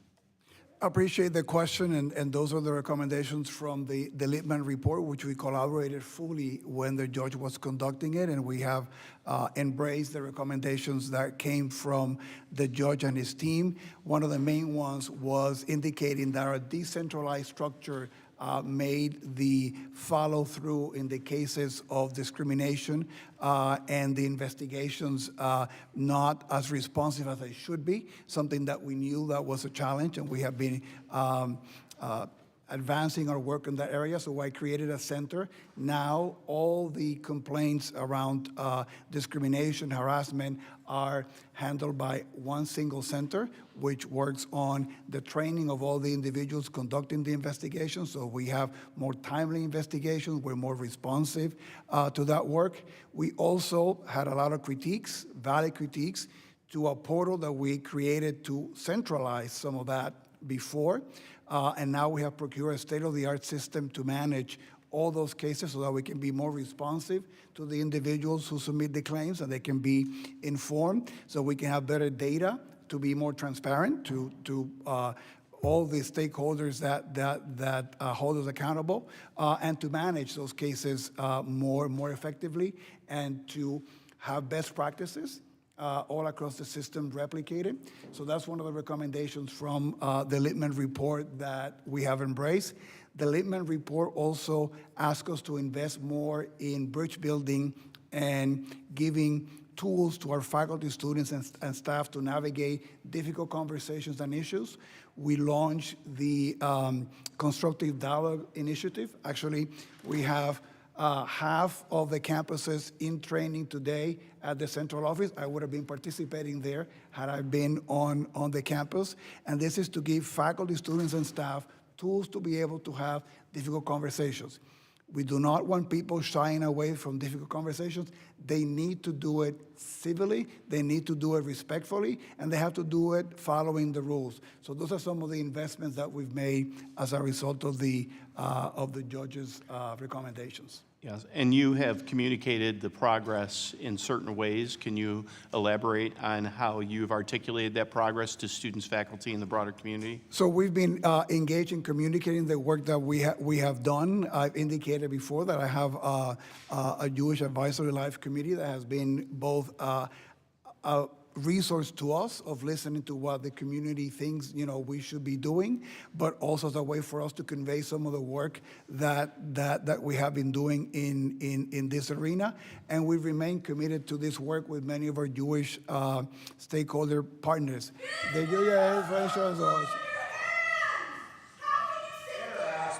Suspend the lady.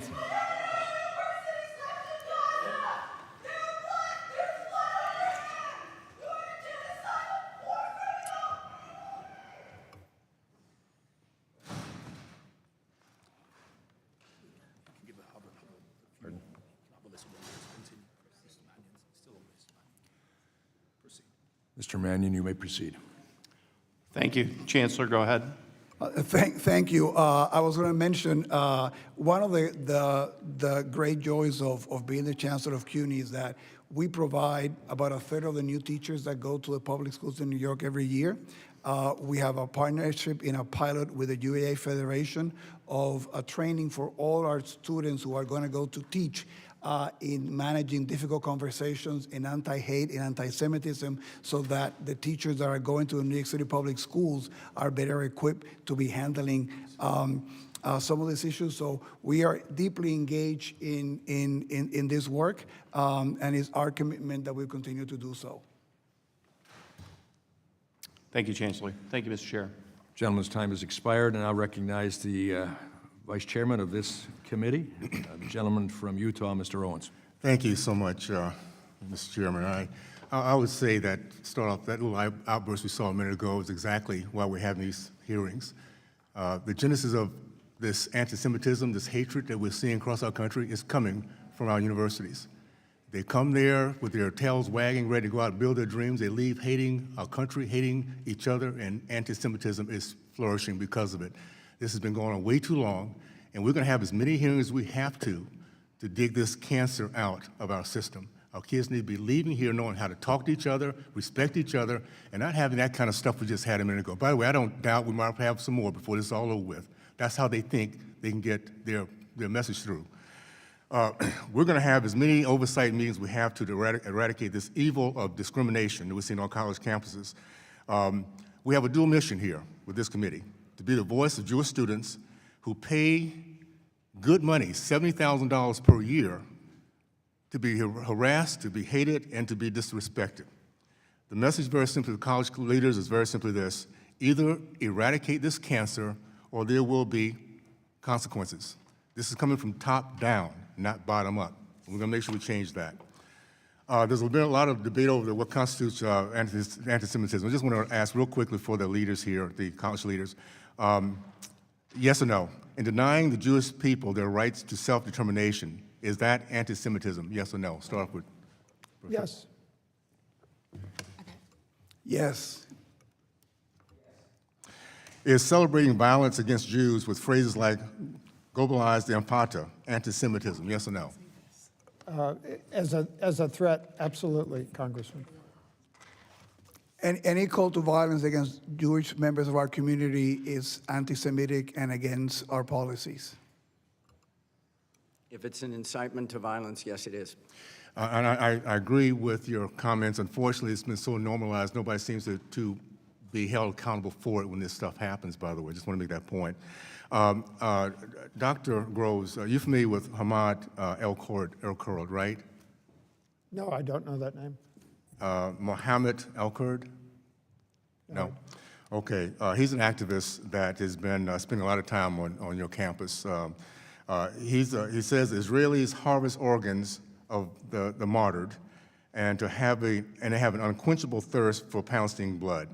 He's also said that the Jewish people control the media and wish that every single Zionist to perish. Would this be considered anti-Semitism? Absolutely, Congressman. He's also stated that Hamas had good political reasons for taking hostages and captives and were well treated. Now, this is after 250 innocent men and women and children were taken hostages, women raped, and children killed by Hamas. Would you consider good political reasons as agreement with what he just said about Hamas? No, I find that abhorrent. Okay. Would you agree that that's pure evil for what they did and for those who support what they did? We abhorred that attack and made the first statement on Okay. October Can you 8th. agree? Can you agree with me that it's Absolutely. pure evil? Yes. Okay. This same person, back in Georgetown, October 23rd, the same month of the massacre, El-Kurd described Hamas as the liberation movement and that the October 7th attack was a resistance tactic after 1,200 people have been massacred. Any idea how many times Georgetown students and faculty have invited Mohammed El-Kurd to speak in the last 3 years at Georgetown? I'm not aware of how many times. No. 4 times. 4 times. The last one was February 16th of this year. In partnership, Georgetown University, in partnership with the Georgetown faculty and staff for justice in Palestine, invited him to pump his books, to launch his book tour. You and I came through the same era, the 50s and 60s, Dr. Crow. So I would imagine, I know how you're going to answer this, I think. Would you allow a member of the KKK who wished the deaths of Black Americans to speak at Georgetown? No, but we endeavor to have speakers from many different sides to give our students. So KKK member in today's environment, you would invite, you'll give him. No, I don't think we would. We do want to have our This is very students specific. exposed to This is different- very, yeah, this is a hate. You're talking about, you remember what the KKK used to do to Black people, right? Yes. Okay. So would you give him the platform to do that? No, I don't believe so. Okay. Well, to that point, if Georgetown would prevent white KKK bigots on the campus, why would the university, would disallow it? Why would the university allow, by faculty or students, to invite Palestinian anti-Semitic bigots?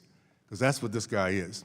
I'm about to run out of time. I just want to say this. You have, your time has expired. Yes, okay. It's time to get this together, and I'm glad. Thank you, Mr. Chairman, for doing what we're doing right now. Appreciate it. I thank the gentleman. I now recognize the gentlelady from Pennsylvania, Ms. Lee. Thank you, Mr. Chairman.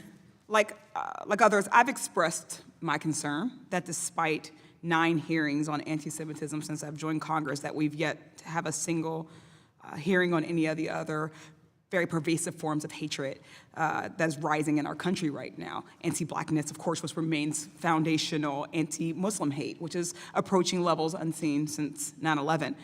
We can't pretend that these are not pressing when a member of this committee who is Black and Muslim is being called a terrorist by another member of this committee. Still, I was encouraged that today's hearing was planning to focus on the underlying causes of anti-Semitism and hate, something the previous 8 have, quite frankly, failed to do in earnest, because we do need to address the underlying factors if college students and any of us ever hope to live in a peaceful and a safe society.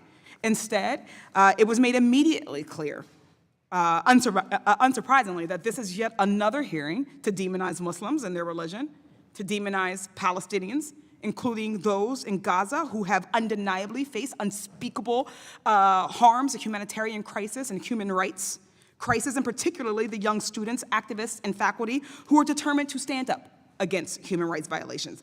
This is predictably another public opportunity for Republicans to pit Jewish Americans against Muslim Americans, Muslim against Christian, Black against white, to reinforce the actual underlying factors of hate, which are real systemic harms of white supremacy, and its reinforcement at its highest levels of government.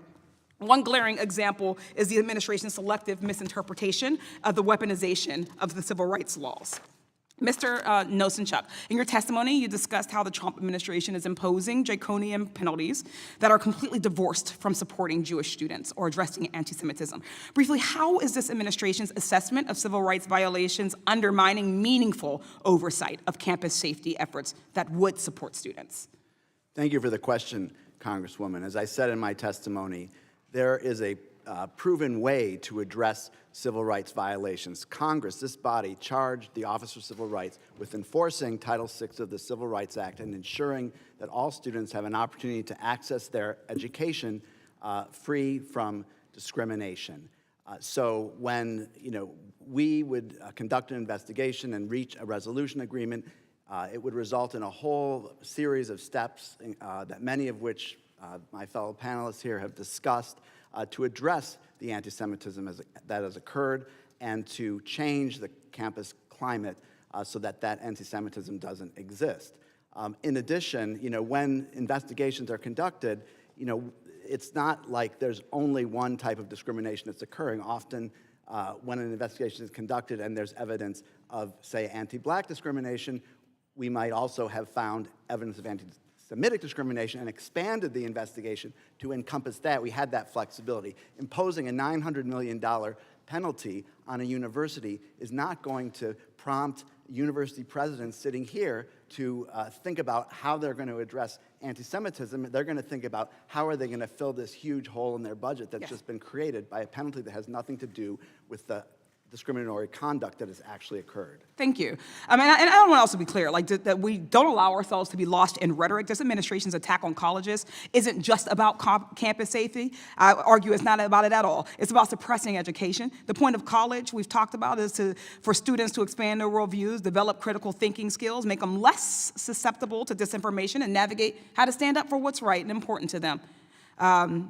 Against things that they disagree with, which might include authoritarianism. That's why this administration is doing everything and beyond in its power to dismantle higher education, censor dissent, freezing funding, forcing university presidents to resign, threatening to remove accreditation, banning entire offices and departments and revoking students' visas, disappearing students, eroding student loan programs, gutting civil rights resources, and of course, as it was mentioned at the outset of this hearing, putting an end to diversity, equity, and inclusion and accessibility, the boogeyman of MAGA Republicans who are determined to sow hate and division instead of equity and inclusion. But at the same time as their crusade against diversity, the Trump administration and Republicans have said that colleges must hire more conservative faculty to increase viewpoint diversity on campuses while calling for disciplinary action against professors who believe they disagree with. Really very quickly, Mr. Nosanchuk, do you think it's appropriate for colleges to make hiring disciplinary decisions based on pressure from whatever party happens to be in Congress or in charge? Just a yes or no? No. Thank you. These attacks on colleges are not solving the real problem. So make mistakes. This is yet another opportunity to exploit legitimate concerns of anti-Semitism on college campuses to further their attacks on the institutions of learning. I think that it's incredibly clear hearing the opening testimonies and statements and the testimony that we will continue to hear throughout the day. I hope that you will consider that. Thank you, and I yield back. I thank the gentlelady. Now I recognize the gentleman from California, Mr. Kiley. Good morning, Chancellor Lyons. Thanks very much for being here. I want to say from the outset, I know you've only been Chancellor for a year, so I just want to ask a few questions, not for the purpose of assigning blame, but for getting a better understanding of the expectations that members of the Berkeley community can have going forward. And I also want to say at the outset that while I think Berkeley's reputation as being kind of a cartoonishly leftist institution is well earned in some ways, in other ways it is an enormously important institution for our country that does tremendously beneficial research, continues to do so, and provides tremendous opportunities to students across all of its campuses. So I want that to be acknowledged as an important part of the story as well. But let's just start with a simple question. Why do you believe anti-Semitism is so pervasive at Berkeley? Anti-Semitism is pervasive in the world. It's pervasive in this nation, in society. I think our universities are reflections of our societies, especially a large public university. But I think we'd agree that universities have been where the problem is probably most visible, and institutions like Berkeley, among a handful of others, have been the worst offenders in a sense. Why do you think that is?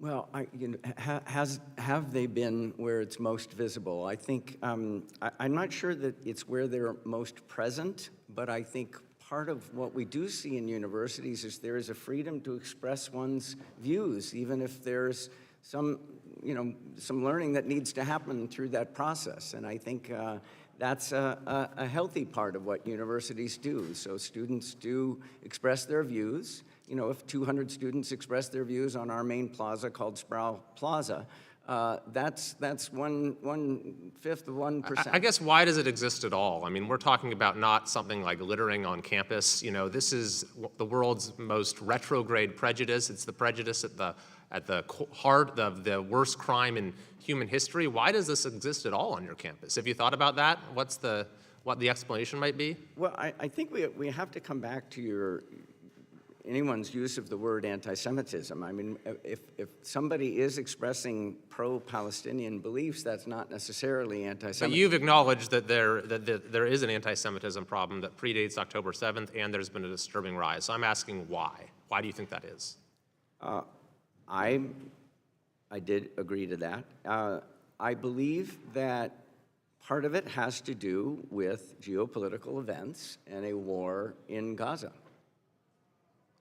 Okay, I mean, I'm not sure that's a full explanation, but I do want to move on to a couple other topics. So there were some incidents that were deeply disturbing on your campus, such as a checkpoint at Sather Gate, where Jewish students, their movement was impeded.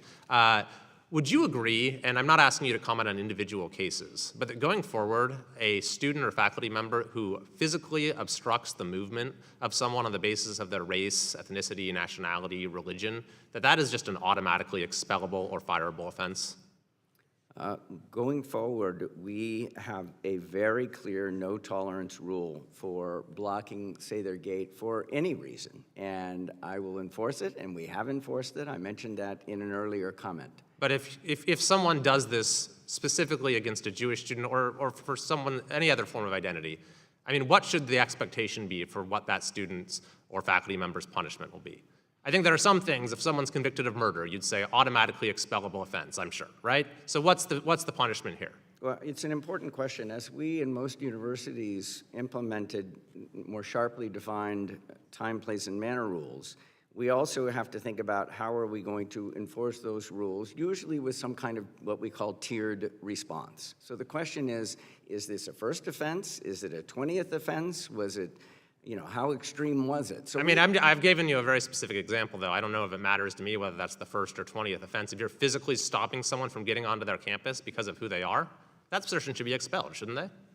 Well, part of it is, were they physically restricting people that were from a different identity group at the same time? There's just a lot of context and facts before somebody could say we need to jump to the point where somebody's getting expelled, and we investigate those. We're very rigorous about our investigations. Yeah, what about the encampment? So we know that your predecessor reached a deal with the encampment organizers, and part of which was to endow this department that's now headed by the wannabe terrorist Magdisi. Would you agree going forward that it's not appropriate to make policy changes in response to demands made by those who are in the process of violating campus rules?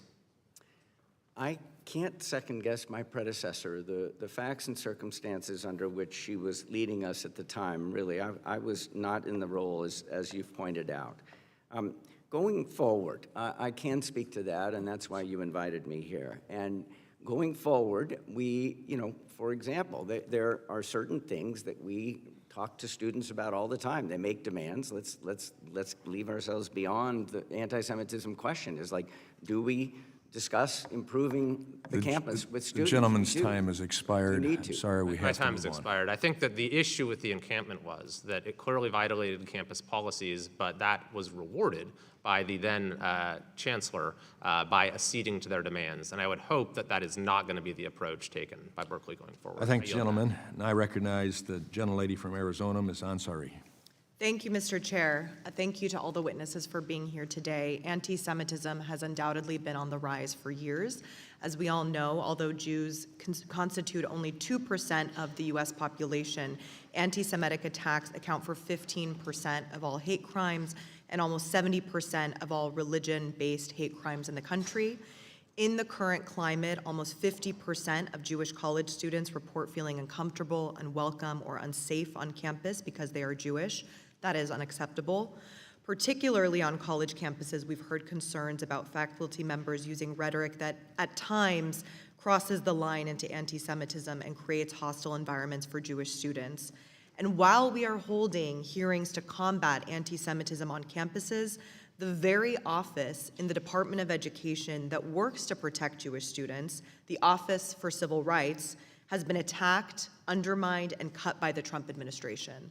This office works to protect individuals based on race, color or national origin, sex, age, religion, and disability.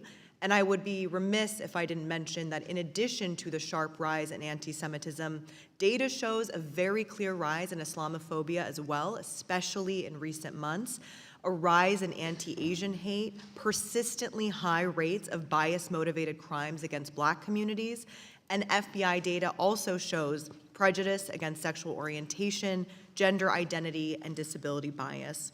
And just yesterday, the Trump administration and the Trump-appointed Supreme Court affirmed his plan to dismantle the Department of Education and fire nearly 1,400 employees, 1/3 of their workforce. Mr. Nosanchuk, what effect will the decimation of the Department of Education, and especially this Office of Civil Rights, have on efforts to combat college anti-Semitism? Thank you for that question, Congresswoman. It is the job of the Office for Civil Rights to enforce civil rights laws and keep students safe. If there aren't the investigators and the resources to do the job, who is going to be going on to these campuses in response to complaints when instances of anti-discrimination occur to protect these students? I'm trying to think of another instance where there's a policy preference that says we need to prioritize this particular policy objective, and now we're going to gut the office charged with the responsibility to do the work. And since mass layoffs earlier this year, has the pace of investigation and resolution become faster or slower? My understanding is it's become slower, and that one approach that's been taken is just to dismiss wholesale a whole host of complaints, some unprecedented number within a 3-month period. So on that note, if you could clarify, do you know how many civil rights cases have been dismissed by the Trump administration and how that may compare to prior administrations? Well, I do know that there was this about 3,400 that were dismissed within a 3-month period from March through June, as that outpaced any rate of dismissal before. The way in which OCR operated when I worked there is every complaint that was filed that stated claim that which was within the jurisdiction of OCR was opened for investigation. Doesn't mean that it necessarily resulted in a resolution agreement, but it was opened for investigation because the belief was that every student who has a complaint needs to be heard and their complaint examined to determine whether there has been discrimination that rises to the level of harassment or hostile environment under Title VI, and what the university that is accountable for protecting that student's civil rights is doing about it. Thank you so much. This year, in addition, the Trump administration shuttered 7 out of 12 civil rights enforcement offices, including the offices in New York City and San Francisco, 2 of the regions that are obviously represented on this panel today. Those offices were in the middle of handling over 6,000 cases. Mr. Nosanchuk, what role did these offices play in combating anti-Semitism under your tenure at the Office of Civil Rights? Thanks for that question. They played a very significant role. The offices that were shuttered were some of the most effective offices within OCR. I don't think, frankly, that that's a coincidence, and it happened that a number of those offices were the ones where a significant majority of the unprecedented number of anti-Semitism-related investigations that we opened were being handled, and there was tremendous expertise. If you added it up, I imagine it would be decades or centuries of expertise if you added all the years of all the investigators who worked in these offices and really were deeply committed and are now shattered by the fact that they've lost their jobs and seen the office that they were dedicated to be basically eviscerated. Thank you. This administration has been weaponizing the rise of anti-Semitism in their war against higher education. If they were serious about protecting Jewish students and educators, they would be providing more funding and more staff for the Office of Civil Rights. Thank you. Thank the gentlelady. Her time has expired, and I recognize the gentleman from Missouri, Mr. Onder. Thank you, Mr. Chairman, and thanks to all the witnesses for being here today. Chancellor Lyons, the UAW represents 48,000 academic workers in the University of California system. How many on the Berkeley campus are you aware? I don't have that. Yes, it does. Number. Right. Well, the UAW has endorsed encampments that feature imagery supporting terrorism, has led student sessions on how to agitate on campus. Union leaders have even come to campus participating in anti-Semitic chants. A microbiology grad student filed a lawsuit, Yana versus UAW 4811, alleging that the union's activity contributed to a hostile work environment and violation of Title VII and the California Fair Employment Act. In your opinion, does the UAW contribute to anti-Semitism on the University of California, Berkeley campus, or in the system? It would be inappropriate for me to speak to a case that is clearly in litigation, so I won't do that. I think it's also important to understand that unions are independent organizations, right? We don't control them, they don't control us. So it's not something that we have any direct control over. Okay. Now, here is an area where the union does seek to interact with Berkeley. The UC UAW strongly supports BDS, boycott, divest, and sanction, and is looking to impose it on the U of California system. In January and April of 2024, the UAW passed resolutions to that effect. If in the next round of collective bargaining, the UAW demanded a provision that implements BDS, would you counsel for agreeing to such a provision or oppose it?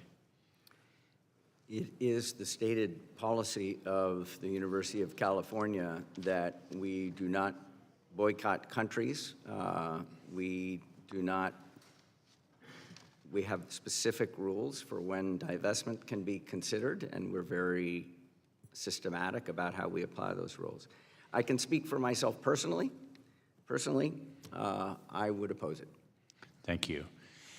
And it's been reported that the UC UAW prepared a list of members of the UC Board of Regents with Jewish or Israeli ties and targeted them for investigation. What if UAW proposed a provision under which Berkeley and other University of California schools would disclose to the union any grants, donors, programs, or professors with ties to Israel? Would you counsel for agreeing to such a provision? There were some facts on the front end of your question that I take to be true, but I have no information on, so sure. I can't comment on that whatsoever. If they were asking for, in general, we do not provide information to the public or to outside entities like unions, and if it's publicly available, then it's publicly available, they can find it. So in general, we would not provide that kind of information unless there's some legal reason why we needed to. Thank you. Mr. Groves, so Georgetown has a number of foreign campuses, Jakarta, Florence, London. I was wondering, I found myself wondering, how did the Qatar connection and Qatar campus of Georgetown University come to be? Did Qatar approach Georgetown or vice versa, or how did that work? This happened way before my time, so it's only through oral history that I know the answer. How long has it been? 2005, so that's been 20 years ago. Okay. And my understanding is that the vision of the Qatar Foundation at the time was to build a group of Western universities in Doha that would offer Western education to the region, in a vision that Qatar would gradually become a hub for higher education and research. Western-style, Jesuit-style higher education in the Middle East. Thank you. I'm out of time. Thank you very much. I yield back. I thank the gentleman. Now I recognize the gentlelady from Georgia, Ms. McMath. Thank you, Mr. Chair, and thank you to our ranking member, Scott. Thank you to all of you that are witnesses today. We appreciate your time and being here.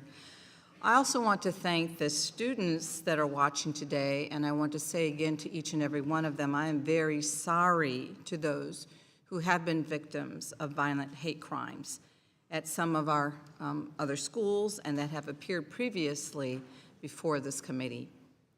As a mother of a child myself who was killed in a racially motivated shooting, I know what it is like for your family to be attacked solely because of who you are or how you were born.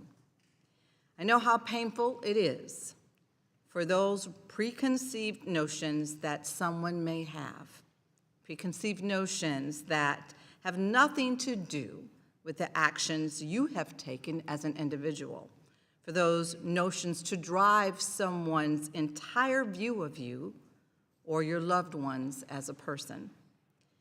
That is the type of dangerous mindset that took my son from me. And I want to remind everyone here how important it is that we engage in good faith to get this right. Anti-Semitism remains a growing threat on campus today, but the actions taken by the majority are not motivated by the rooting out of the evils of anti-Semitism and other forms of hate in American society. These actions today, they're not going to improve the situation. They are only fostering further distrust between different groups on and off campus. Instead of taking real steps to address anti-Semitism, the majority has cut the funding, as was mentioned earlier by one of our witnesses, and fired the federal employees tasked with responding to these incidents on school grounds. They have paused funding meant to protect synagogues and other Jewish community centers from shootings through the nonprofit security and targeting violence and terrorism prevention grant programs.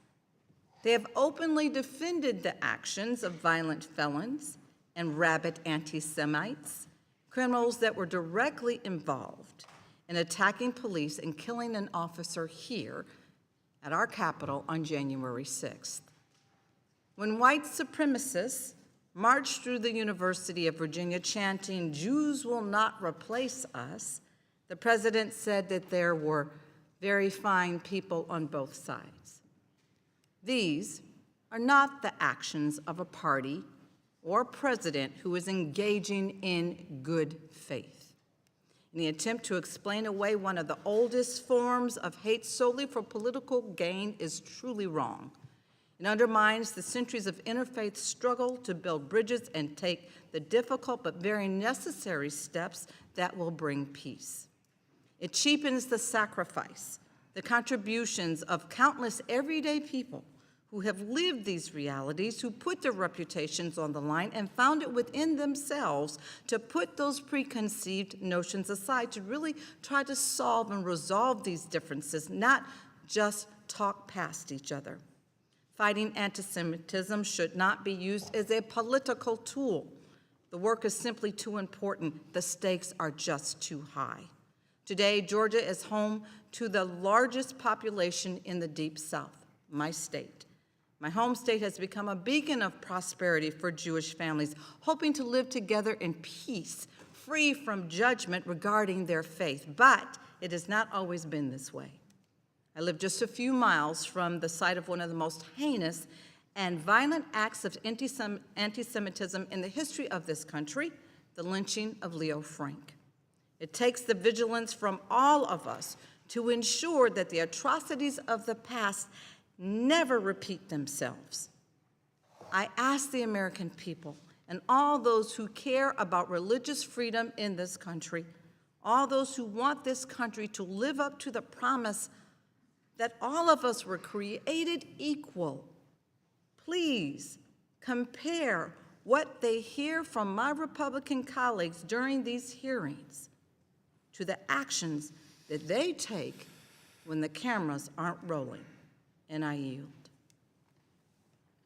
Thank the gentlelady. Now I recognize the gentleman from Pennsylvania, Mr. McKenzie.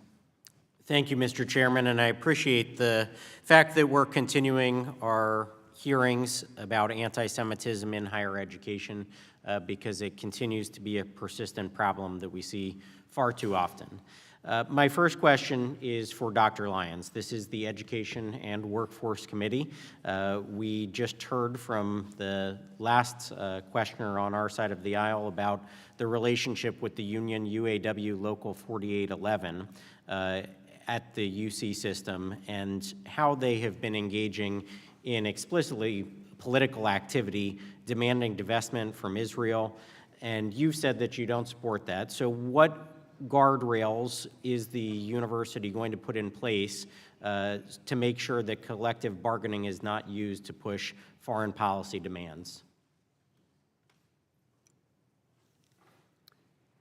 I'm not an expert in collective bargaining, but demands can be made. The other side of any negotiation is free to make demands. I think the position of the University of California has been clear and will continue to be clear. The gentleman will suspend.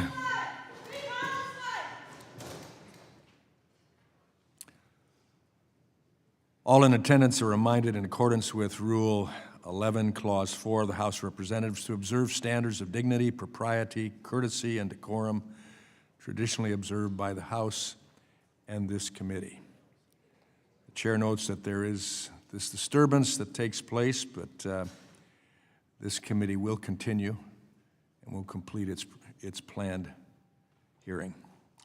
I now recognize the gentleman from Pennsylvania to continue. Well, thank you, Mr. Chairman. And I would just go back to the questioning here. They can certainly make demands, but in a negotiation, if the administration stakes out a very clear position that they will not be accepting of foreign policy considerations being forced into a union negotiation, obviously that would help your leverage in this process and make it less likely that those things would go forward. Is that something that you're going to be willing to do? I just want to double underscore that the University of California position is that we will not be boycotting Israel or any country. That is my understanding of an already well-stated and clarified position. In any event, I can speak for myself, which is all I can speak for in response to your question, and the answer is yes, that position is that we should not go in that direction. Thank you. Next, I'll go to Dr. Matos Rodriguez. And this is relating to the unions that are representing some of your faculty and staff on your campus. We have heard, and there was a Wall Street Journal opinion article just from last week, how labor unions are feeding the anti-Semitism on campus, and the unfortunate incidents where members of the faculty and staff from Israel, to gain the representation that they seek in a union, are being forced to sign up with a union that holds explicitly anti-Israel positions. And so I would like to understand what you might be willing to do to help those faculty and staff because of that exclusive representation provision. How do they accurately express their views in a college setting and make sure that the union, who is their representative, is not running counter to their own interests? Thank you for your question. Our first responsibility is to make sure that in our campuses, the freedom to express your opinion is preserved, and individuals might have different perspectives as the ones that you commented in your question need to be. Suspend. Time of.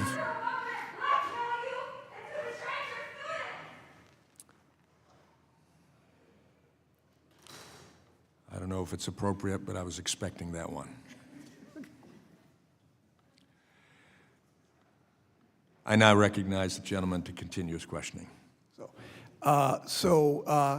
Having said that, the other part of that is that we expect everybody to conduct themselves, every faculty, staff member, and student at the City University of New York, with the utmost level of professionalism and to abide by all our policies.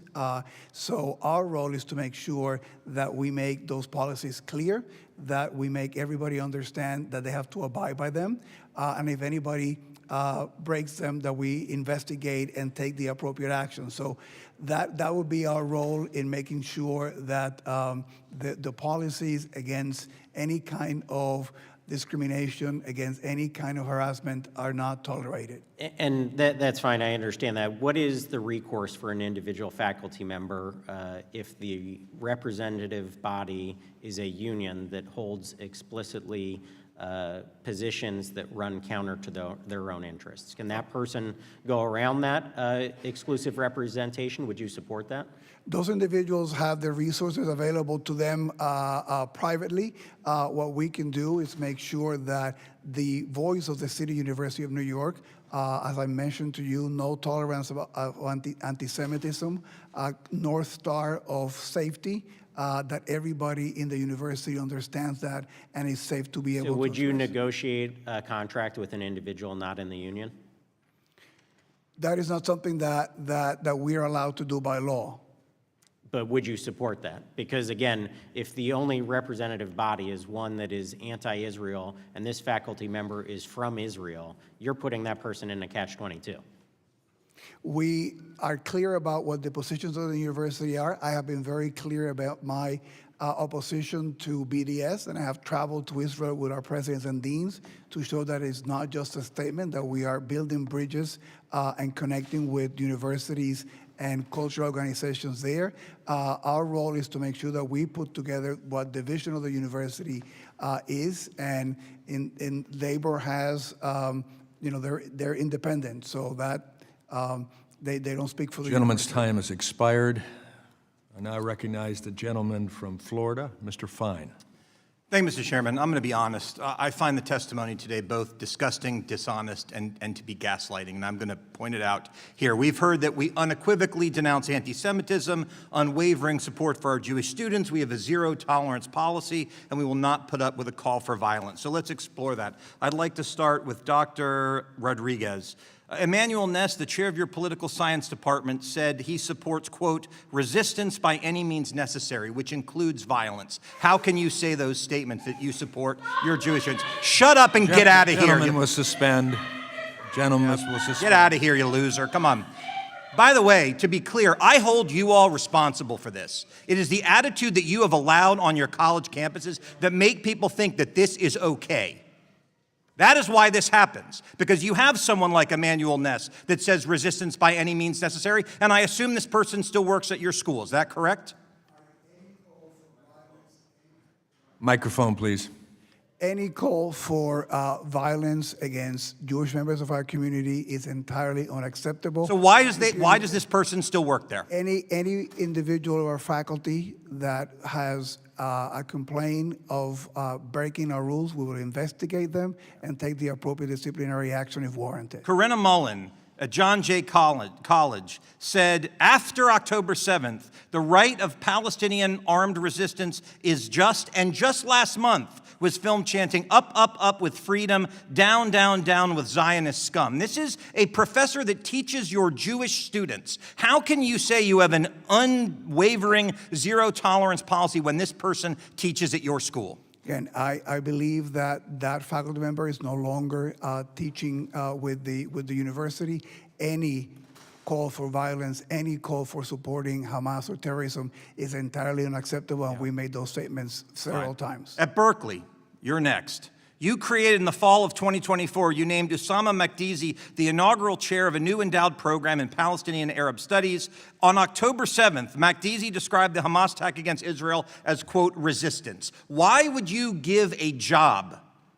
See, I understand freedom of speech, but you get to decide who to hire. Why would you give a position to someone who said October 7th was justified? Why?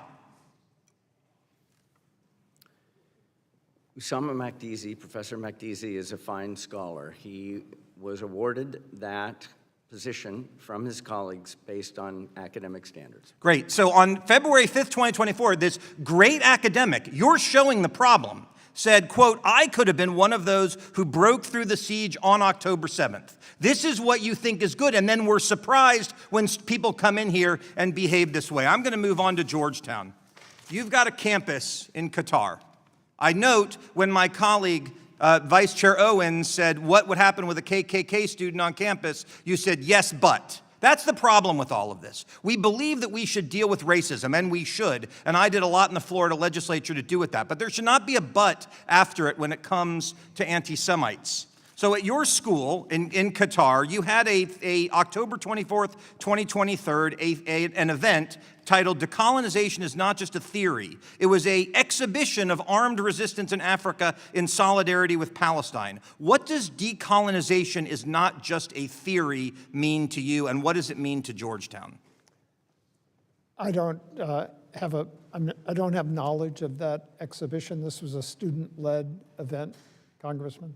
All right, so I have 90 seconds left, and I'm going to end with this. I have a 17-year-old who will be applying to school next year. He's in Washington interning right now. And how in good conscience could you tell my son, who is Jewish, who's the reason I wear this kippah, how could you tell my son in good conscience that he would be safe at any of your schools? I'll give each of you, 20 seconds to try to answer that question. I would deeply hope he would feel safe, and there's a reason for this at Georgetown. If Jewish students don't feel safe, if they have fear, if it's not just hurtful to them, it destroys our mission of interfaith dialogue. And They that's don't the feel reason. safe right now. Your turn. I have spoken to many students. We have recruited actively in the Jewish community at CUNY. I've actually began a program of extending a program that we have of recruiting in the high schools to the yeshivas, which is College Now.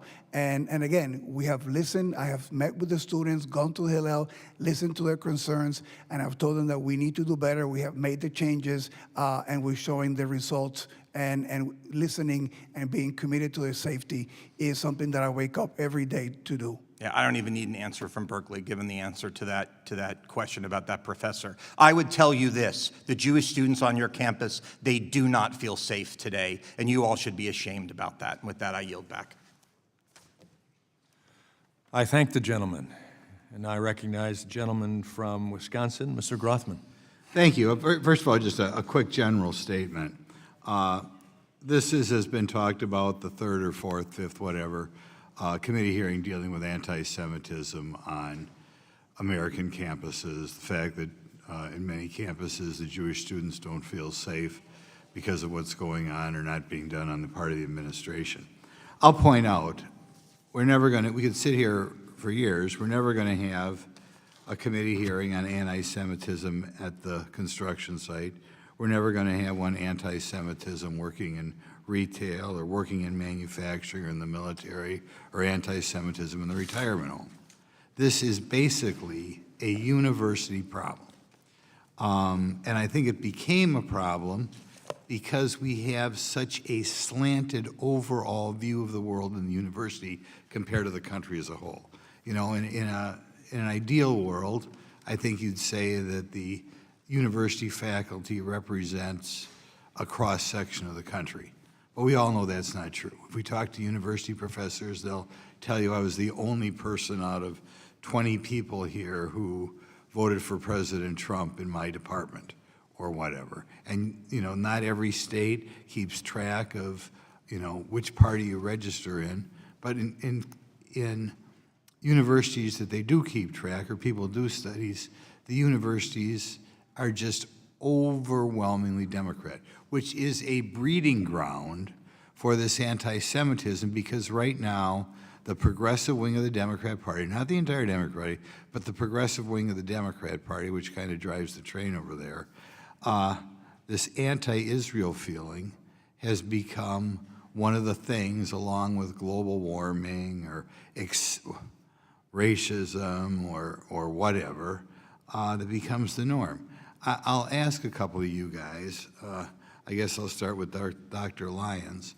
Do you feel your university, ideologically across the board, represents the country as a whole, or even California, as far in disciplines in which there's an ideological component? Law school, journalism school, political science.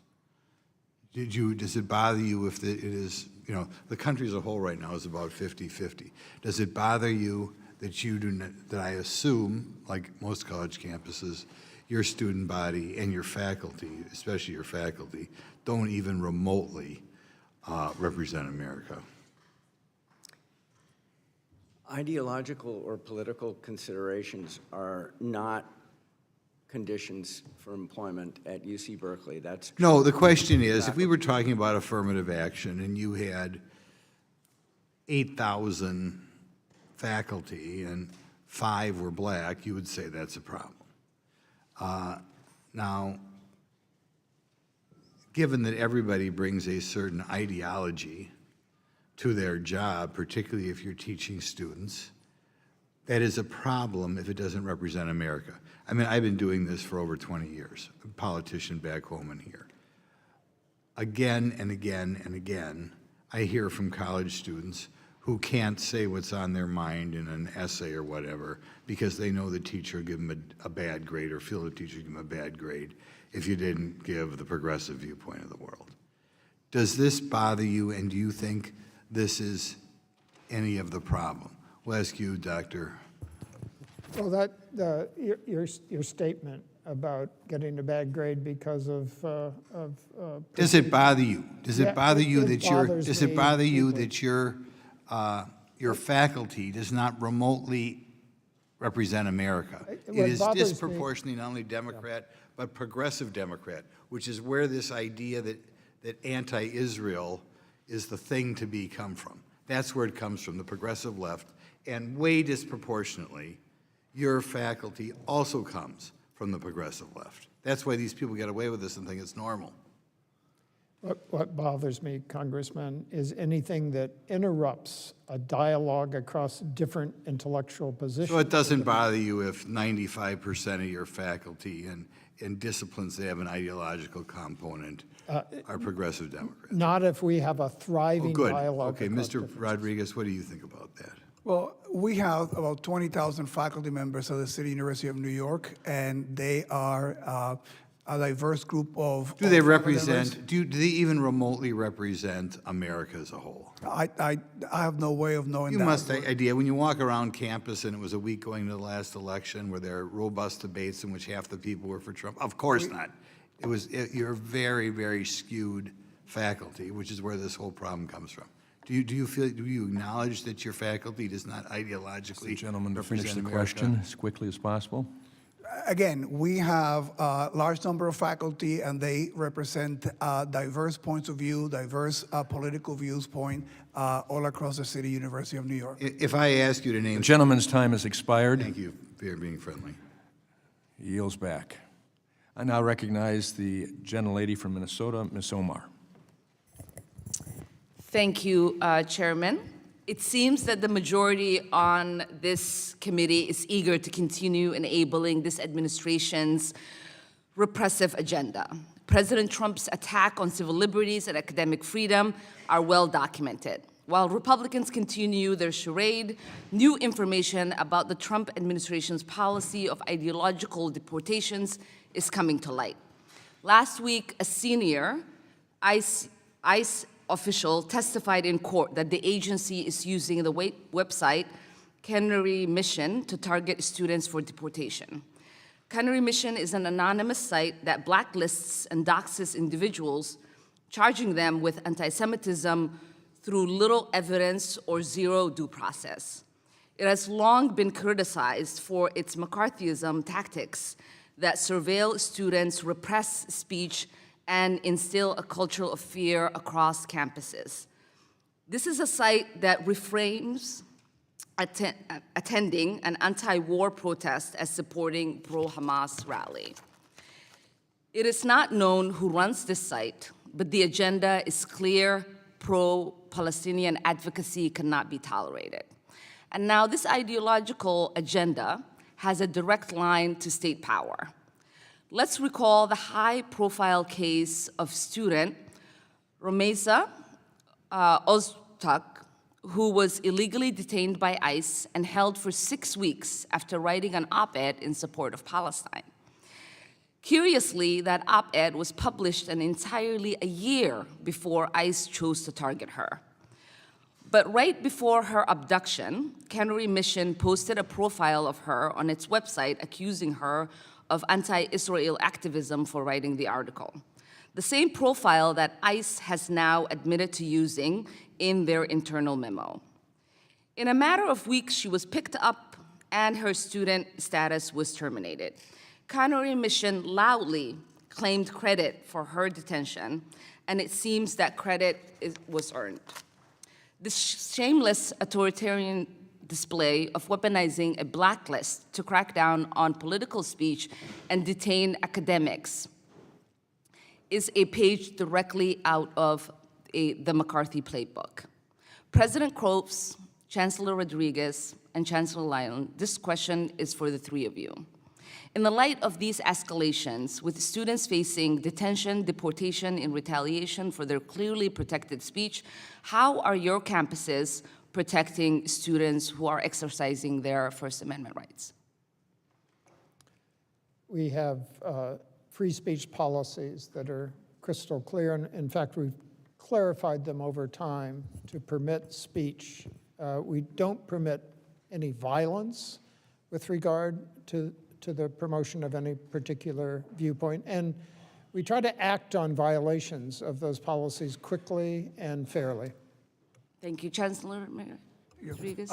We make sure that all students are informed about our policies.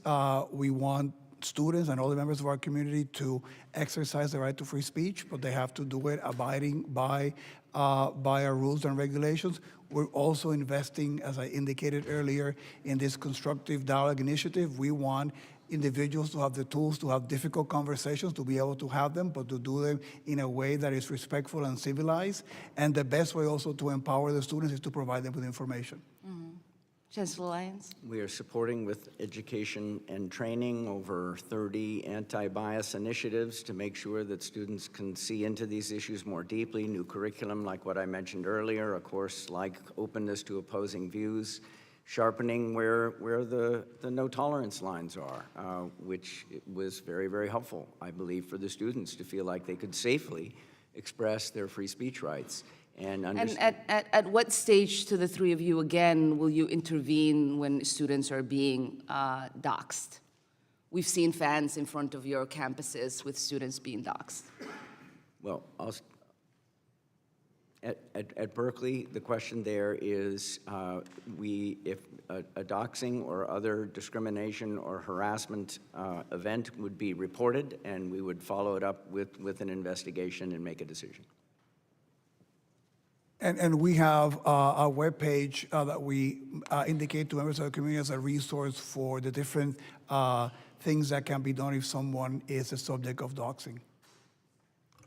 Reports of doxing are acted on quite quickly and investigated. Appreciate that. Thank you, and I yield back. I thank the gentlelady. I now recognize the gentleman from North Carolina, Mr. Harris.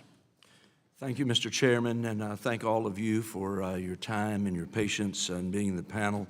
I appreciate your written testimonies and had an opportunity to review those as well as hear you today.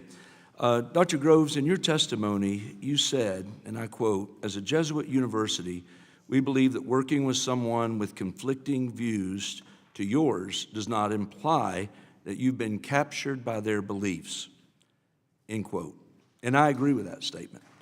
Unfortunately, it seems that some at Georgetown have been captured by the beliefs of some ideologies that are at odds with Georgetown's Catholic and Jesuit mission. In fact, it looks like you are celebrating ideas that are in direct opposition to those values. Earlier this year, you awarded a medal to Sheikha Moza bint Nasser, the mother of Qatar's emir and chair of the Qatar Foundation. Yet months prior to giving this award, Sheikha Moza had posted on social media comments praising the October 7th attack on Israel.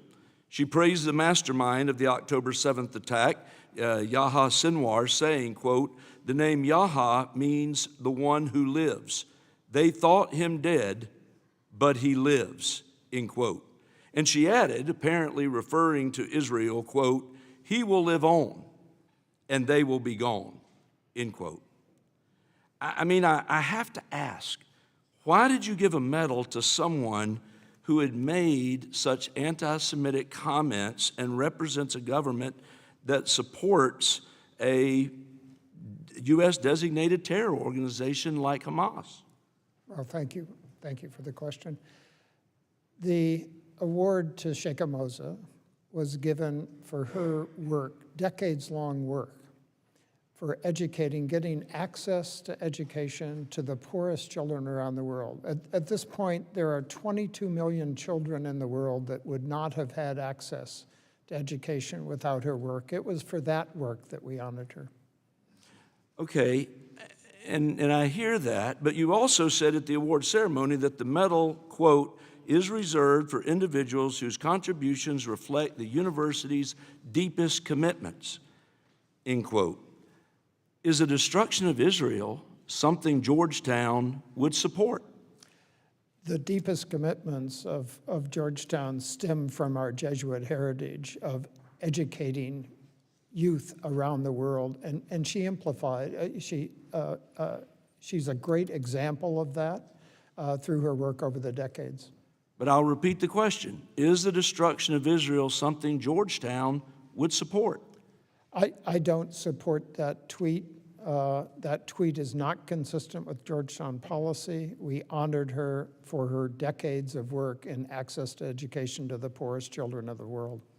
Okay, if her remarks don't reflect the university's deepest commitments, would you consider revoking the medal? We will not revoke the medal because the reason for the medal remains true. Her decades-long work in educating the poorest children of the world. 22 million children having education that they wouldn't have had without her work. Chancellor Matos Rodriguez, a Jewish student withdrew from Brooklyn College after her professors repeatedly described Jews as white oppressors. They told her that Jews, therefore, had no right to speak about their history of oppression. Are Jews white oppressors? I do not share that belief. I find the commentary entirely unacceptable, and I also find deeply disturbing that a student that was accepted to one of our schools felt that needed to do something like a transfer because of that. DEI is fundamentally based on dividing people by the color of their skin and categorizing them on that basis as oppressor or oppressed. With that in mind, do you believe that DEI ideology makes campuses a safer place for Jewish people?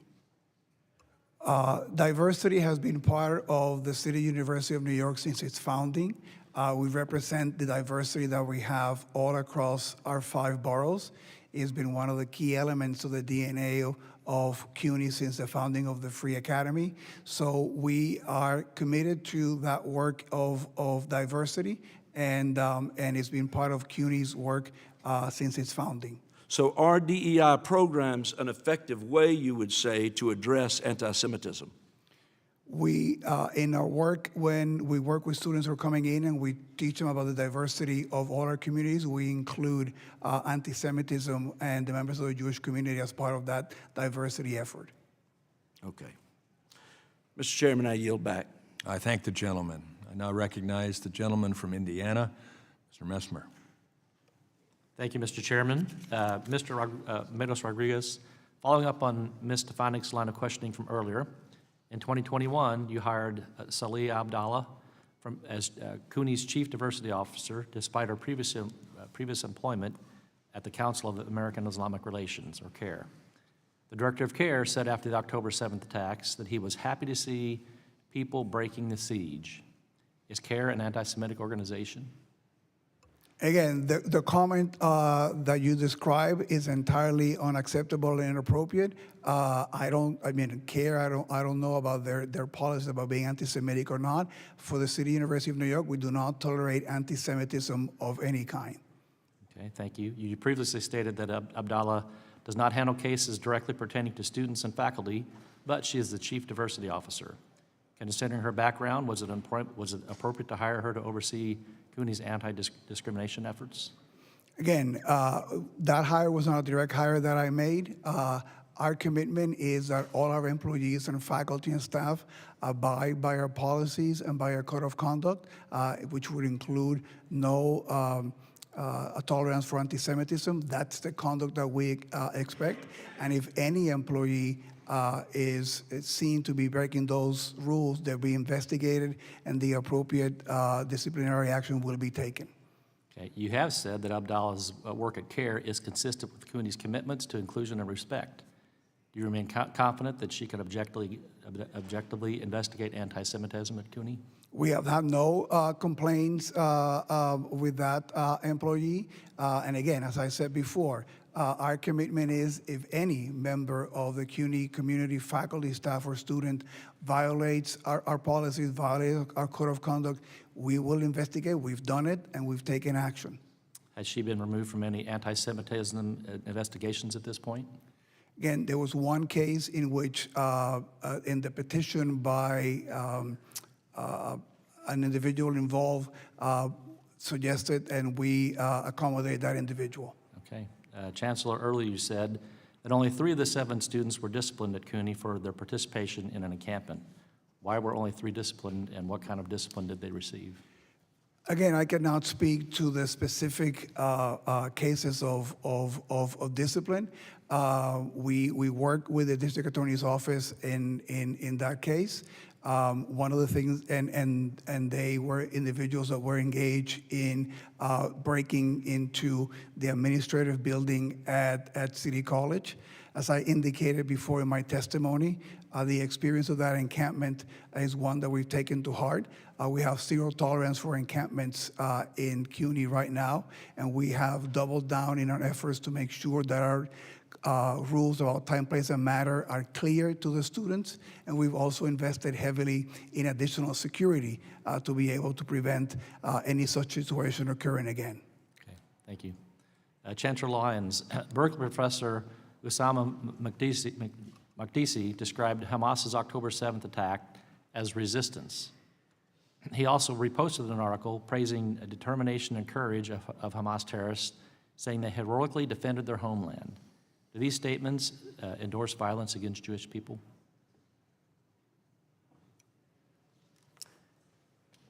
I cannot speak to the specific elements of that. Different people have different views on that.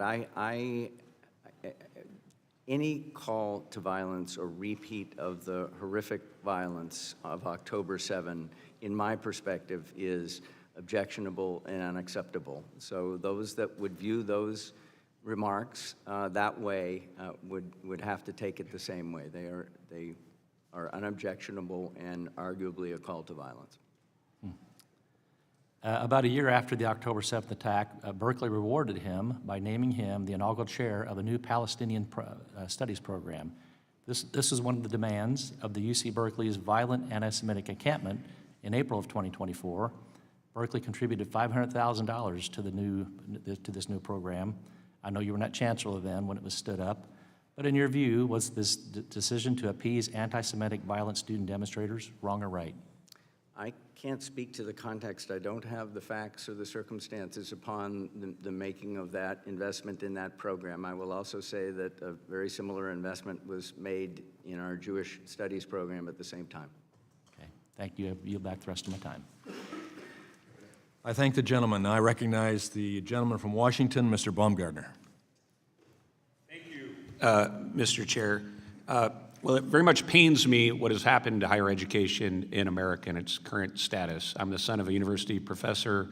Actually, I spent a year in between WSU and Harvard teaching at the Catholic University of Mozambique, living and working with the Jesuits, so I have strong affinity for the Jesuits. But the radical leftward bent of America's higher education system has accelerated in the last 5 years has been extremely concerning. The diversity statements that you have, many college administrators have forced their faculty hires through to promote even more of a radical ideology, I think is very destructive. And I think what you're seeing from Congress these days is a representation that the American people have very much lost trust, or large segments of the American people have very much lost trust in higher education, and that trust needs to be restored. It is my belief that one of those ways that trust could be restored would be to fully account for any foreign influence or foreign spending on your college campuses. And Dr. Groves, I'd like to start with you.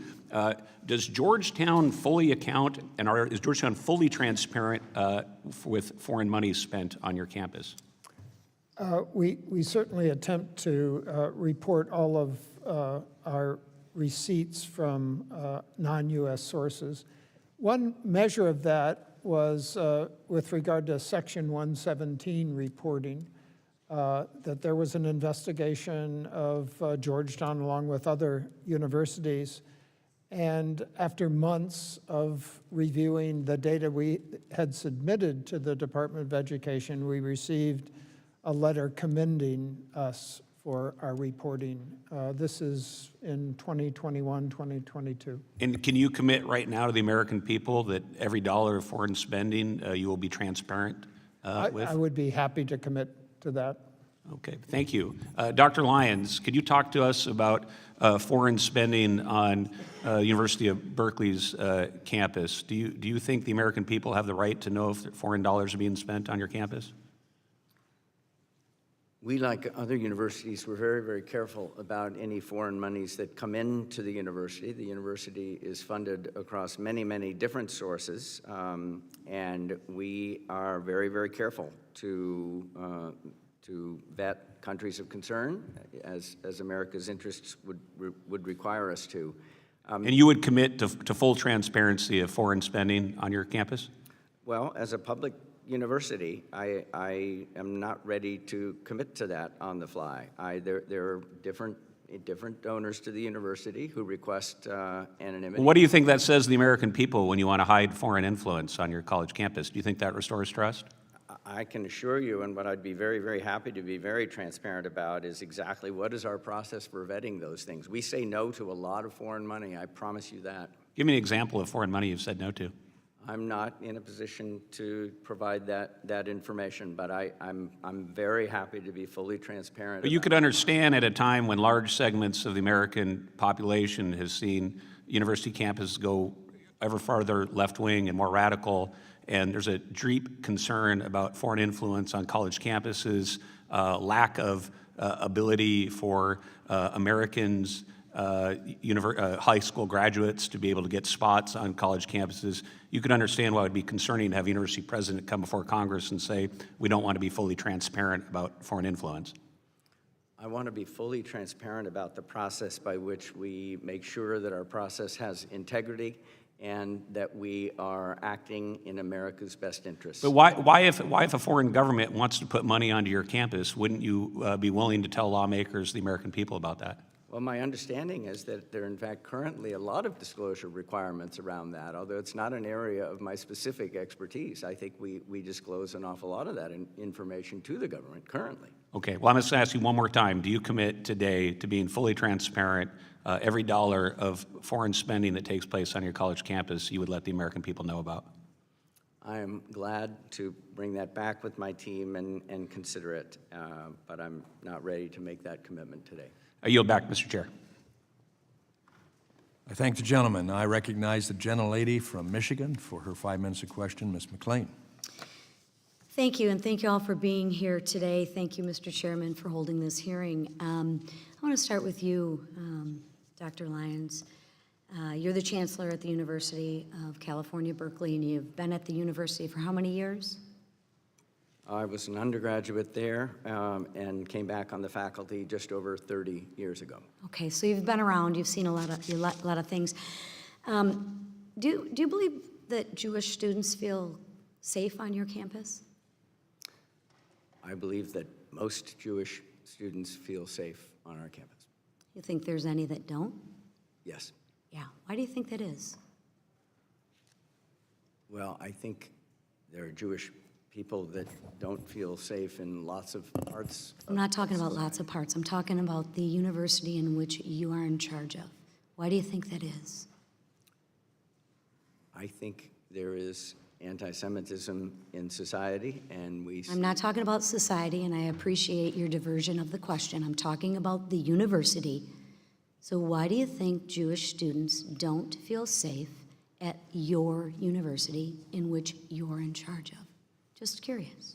Well, I think part of safety for most people is, some of it is physical, some of it is more emotional, and am I being harassed, but not necessarily being confronted with potential violence. So I've admitted already there is anti-Semitism on campus, and I think that And I'm asking a simple question.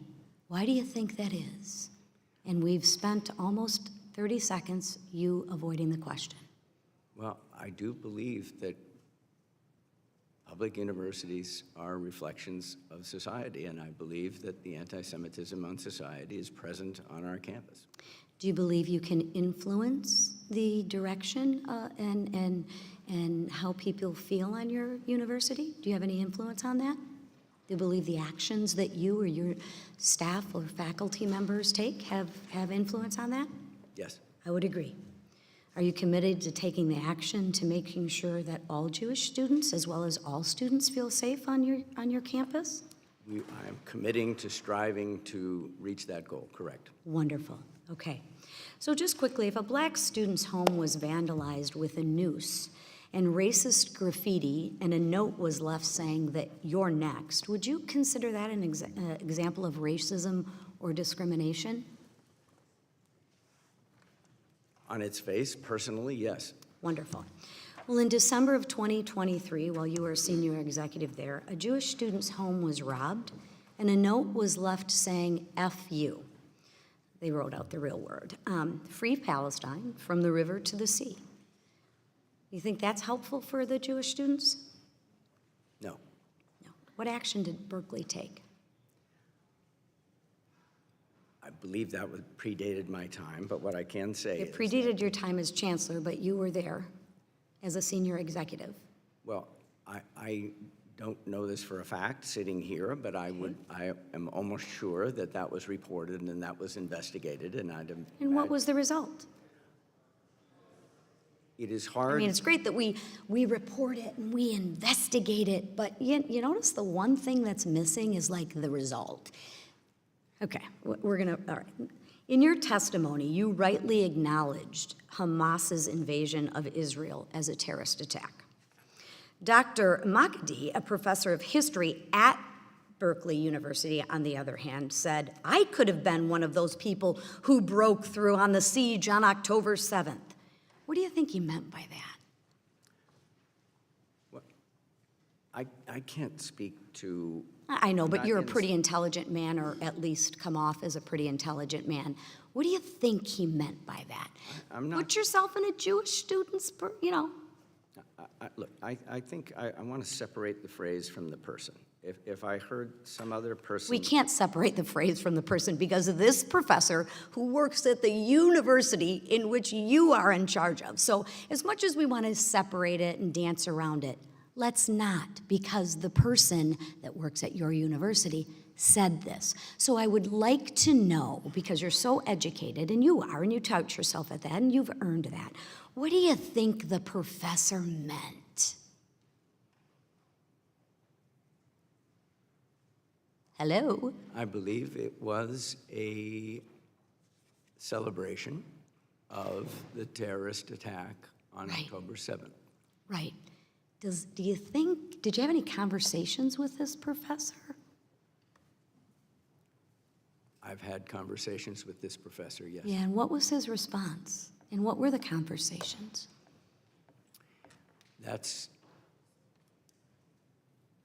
He's a fine scholar, and That's a fine scholar that spews hate, and the people who pay, the students, don't feel safe. That's great, he's a fine scholar. I'm sure there's a lot of murderers in prison that are fine people too, fine scholars. But they do some pretty nefarious and heinous acts. So you want to explain what the conversation was? Gentlelady's time has expired. Saved by the bell. Thank you, Mr. Chairman. I thank the gentlelady. Now I recognize the ranking member of the committee, Mr. Scott from Virginia. Thank you, Mr. Chairman. Mr. Nosanchuk, we've had a lot of comments entered into the record, complaints and comments with no indication of the resolution or status of an investigation. What's wrong with drawing conclusions, just having one side, just having heard the complaint? Thank you for the question, Congressman Scott. What's wrong with that is that the investigation hasn't been completed. You know, there is such a thing as due process, and there's such a thing as process, and both of those need to be observed so that everyone involved in a particular investigation has their views and or perspectives heard, and then the evidence can be evaluated and a determination can be made as to whether, you know, in the case of a Title VI violation, the criteria for harassment or hostile environment have been met. Now, Title VI has a process starting with a complaint, an investigation, an opportunity to cure, and then a sanction if it's not successful. What's wrong with imposing a sanction in the beginning, like withholding funds or something like that, before the investigation has even taken place? Thank you for the question. What's wrong with that is, first of all, it prejudges the situation. It preempts the long-established processes, as I said in my testimony today, previous administrations, including the first Trump administration, have adhered to these processes in order to hold universities responsible for Title VI violations. And in addition to that, taking huge amounts of funds away ultimately, hurts the very students who it's supposed to help, and depletes the university of resources that it could use to address issues like rising anti-Semitism on campus. And this focus, we've been focusing on anti-Semitism alone, none of the other forms of hate. What's wrong with that? Well, we are living in a time of increased hate and prejudice and bigotry of all types. Many of the investigations that OCR resolved involving anti-Semitic discrimination also included instances of anti-Arab, anti-Muslim, anti-Palestinian discrimination, race discrimination.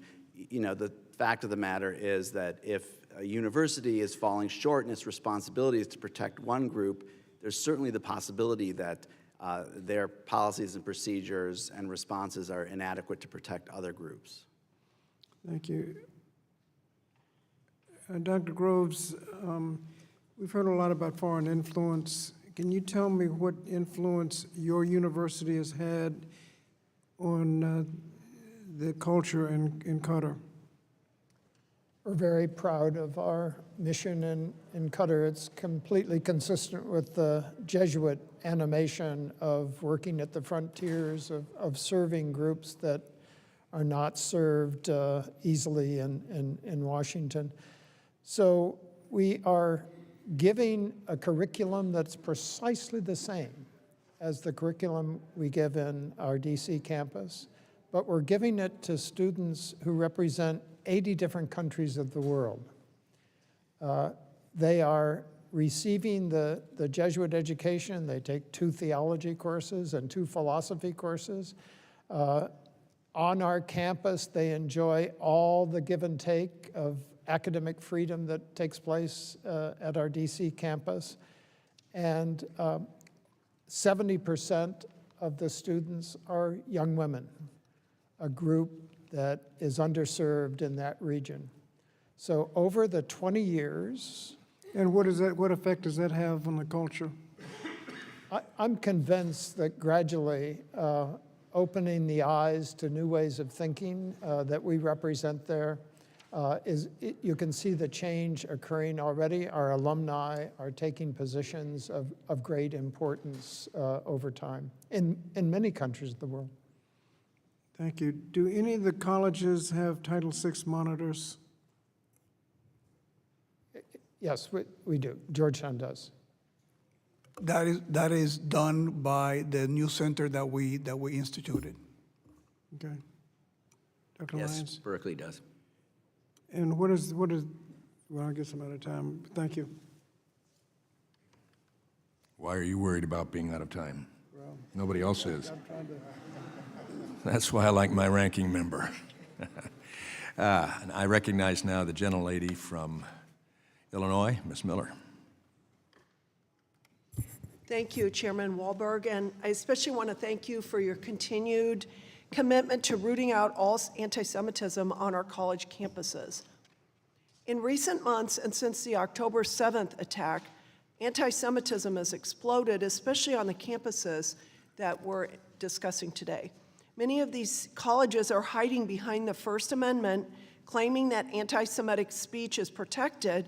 However, Title VI of the Civil Rights Act specifically prohibits harassment that creates a hostile work and learning environment on any campus that receives federal funding. Sadly, dozens of anti-Semitic incidents have occurred in my home state of Illinois at Northwestern University, DePaul University, and the University of Illinois Urbana-Champaign. This committee has taken the lead on addressing anti-Semitism on college campuses, all to ensure that Jewish students and faculty are protected. We will continue to hold every college accountable for anti-Semitic rhetoric and acts of violence on their campuses because this hateful ideology has no place in America. So Chancellor Matos Rodriguez, a professor at the CUNY Graduate Center, Sodia Tor, referred to the terrorist group Hamas as resistance fighters. Secondly, a professor at Brooklyn College, Emmanuel Ness, has said the Zionists are Nazis. So what I want to know is how can you expect to have a safe campus for all students, faculty, and visitors when your professors publicly condone violence against Jews? Well, I have been very clear that Hamas is a horrible terrorist organization, and we have no tolerance at the City University of New York for anyone who would embrace that support of Hamas. So in light of having no tolerance, does that mean that these professors were dismissed then? And I don't know the first case of the professor. Let me just tell you that I clearly condemn the statements, and it's been my testimony here and our practice that if any member of the City University community violates our policies and our code of conduct, we will conduct an investigation, and if discipline is warranted, we will take it, and we will not hesitate to do that, and we have done so. Is this the first you're hearing about these two professors? I am not familiar with the first. The second one I'm familiar with. Was there a hearing and an investigation? And I am not familiar with the comments that you made, which I mentioned to you, I find entirely, reputable. But my commitment has always been, and our policy is, that if those things come to our attention, they will be investigated and action will be taken. Well, now that it's brought to your attention, I trust that you're going to go back and there will be an investigation and consequences. One thing I learned when I raised my children, you could say whatever you want, but if there aren't consequences, the behavior will not change. Dr. Lyons, in February, the Gender and Women's Study Department at UC Berkeley hosted an event entitled Feminist and Queer Solidarities with Palestine. During the event, speakers repeatedly denied that Israeli women were gang raped by Hamas terrorists on October 7th, 2023, and argued that Israel was weaponizing feminism. So I want to know, why was this event ever allowed on UC Berkeley's campus? This was an online event, and it was an event that was pulling together faculty. It was organized by one of our fine faculty, a full professor, and we knew that the ideas might be controversial. We did not know exactly what people were saying. It was a legitimate event. I did not prevent it from happening because I felt that keeping the marketplace for ideas open was really important in this instance. Well, you called the faculty a fine person or whatever, and this is what they said. So was there has there been any other kind of investigation into this professor? So what you quoted was not something, as I understand it, that the Berkeley faculty member said. There were four people that were involved in this event. It was organized by a Berkeley faculty member. Did that faculty member dispute this? Did they call it out as reprehensible? They did not call it out as reprehensible. Because silence it means something. So this is terrible, and I yield. I thank the gentlelady. Now I recognize the ranking member, gentleman from Virginia, Mr. Scott, for his closing remarks. Thank you, Mr. Chairman. Before I give closing remarks, that is unanimous consent to enter the following documents into the record. A letter to the chair and ranking member dated July 11th from 6 family members of hostages taken on October 7th, entitled, "In a Time of Unimaginable Pain, Georgetown Made Space for Us." A second letter for the record to the chair and ranking member dated July 10th from Jamie Baran, CEO of Bend the Arc Jewish Action. Third, an op-ed that appeared in the U.S. News and World Report yesterday by Sarah Silverman entitled, quote, "I faced anti-Semitism at Harvard. Don't destroy the university in my name." And finally, report from an audit from the Anti-Defamation League from 2024 that shows that anti-Semitic incidences are all over the United States, not just on college campuses. Without objection, they will be received. Hearing none. Thank you, Mr. Chairman. Mr. Chairman, I'd like to take a moment to note two incidents that occurred during this hearing that demand a response.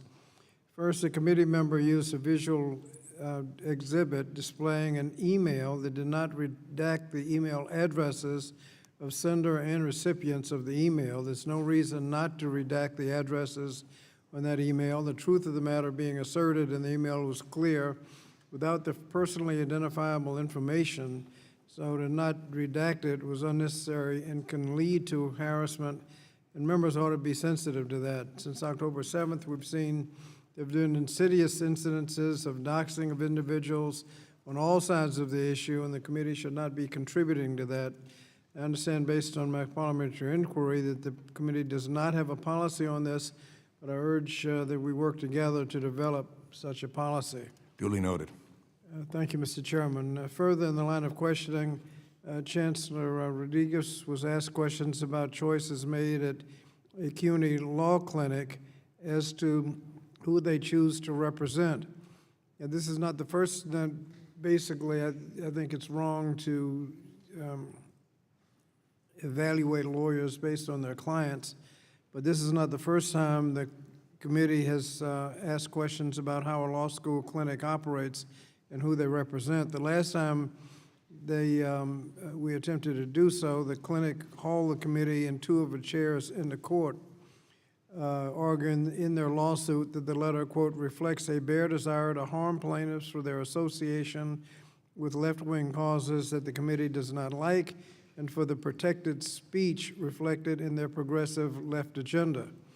At a hearing, Matthew Berry, the House counsel representing the committee, said in regard to that legal clinic inquiry, quote, I want to be absolutely clear that the formal request has been withdrawn.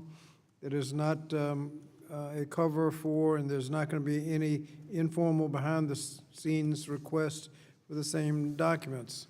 I find it troubling that what we promised not to do to one school in court, we've attempted to do in another school in an open hearing.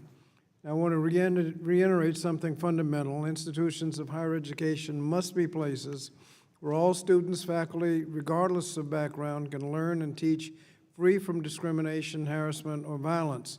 This is not a partisan issue, it's a moral imperative. But what we've seen from the Trump administration is not a good faith effort to uphold those values. Instead, we've seen a radical reinterpretation of our nation's civil rights laws, one that weakens protections for students while empowering political actors to meddle in academic spaces. They've shifted the standards schools must meet, stripped institutions of clear guidance, and in doing so, created an atmosphere of fear, confusion, and intimidation. If the administration was truly concerned with civil rights enforcement, they wouldn't have gutted the Office of Civil Rights, the very agency charged with investigating discrimination on campuses across the country. You can't claim to be a champion for civil rights while disarming the body meant to enforce them. Now, we need to be honest about what's happening. The Trump administration is destabilizing higher education itself, eroding trust, silencing dissent, and undermining universities' ability to promote diversity and critical inquiry, while at the same time sabotaging the Office of Civil Rights. Who suffers most from this strategy? It's the students, Jewish and non-Jewish, marginalized and unrepresented. They're the ones who will be, they're the ones left vulnerable and voiceless. Now, this should not be a partisan debate. It should be about ensuring that our schools are safe, inclusive, and intellectually vibrant. If we're serious about fighting anti-Semitism and all forms of hate, then we must be equally serious about defending institutions that educate the next generation and serious about increasing funding for the Office of Civil Rights at the Department of Education. Thank you, Mr. Chairman. I yield back. I thank the gentleman, and I thank the panel for being here today. It's been a long hearing, but I think it's an important hearing. I will stand by the contention that these hearings must continue. We need to continue to highlight bad actors in our higher education institutions. That's the reason we have an Education and Workforce Committee to deal with education.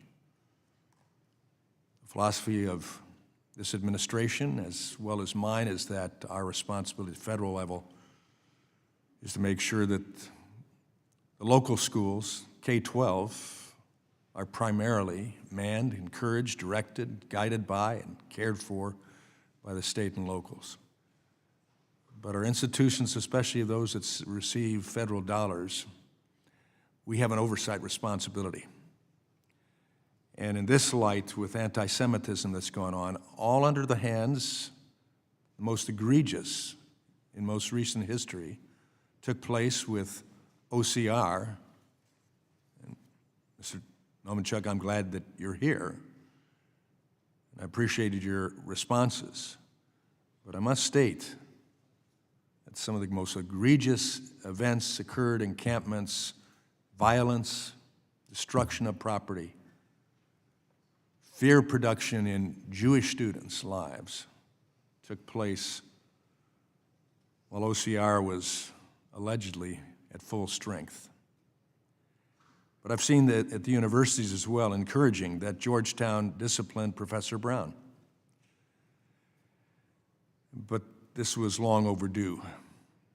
I'm disappointed that in what we've heard today, CUNY, as a chancellor, Mr. Rodriguez, you couldn't say CARE is anti-Semitic. Georgetown refuses to recognize anti-Semitism at its Qatar campus, at least unwilling to say that their responsibility is to make sure that the activities that go on at the campus, that the awards that are given to people who are anti-Semitic seems to continue. I'm concerned about that. Berkeley admits abhorrence of the views of the professor and rewarded with his own program, but won't do anything about it and refers to him as a fine scholar. That's something I could not refer to him when he misses a moral issue of humanity. Georgetown couldn't affirmatively say it wouldn't allow a member of the KKK to come speak. CUNY severely underrepresented the number of anti-Semitism complaints received. So those are concerns that we still have. I express appreciation for the statements that each of you have made about attempting to do better, to push back on anti-Semitism. I express appreciation sincerely for that. I hope that other institutions that watch this hearing are enlightened of the fact that that's expected of them as well. We also know that there are hundreds of higher ed institutions all across this country who have none of this anti-Semitism in a virulent nature evidenced on their campuses. They're still humans on the campuses, we get that. But we have to end this. And then I would also add that our concern is that as students leave these campuses with the experience of anti-Semitism, and faculty members that are indoctrinating them in that direction, that our K-12 students are in danger next. And that's what our states will have to face as they come to understand that this is something that can be experienced and accepted if we're not careful. So I say we ought to have these hearings. And we'll have plenty of other hearings as well on other issues and topics. But I would contend as well that anti-Semitism is also available to express anti-Americanism as well. We have a responsibility for that. So I thank you again for being here today. I would say for those that are watching, we expect you to step up to the plate and aggressively end any type of anti-Semitism, racism, we'll add that as well, Islamophobia, or anything else, to make sure that we have diverse campuses, but they promote education that refines, builds up, and is secure for all students on campus. I would like to thank our witnesses again, and I'd like to ask that they be allowed to leave before the rest of the audience because of some of the concerns, and I note that it was not the Jewish spokespersons disrupting this hearing today. And I think that can be noted all across. But we'd ask that the witnesses be allowed to leave first. Without objection, there being no further business, the committee stands adjourned.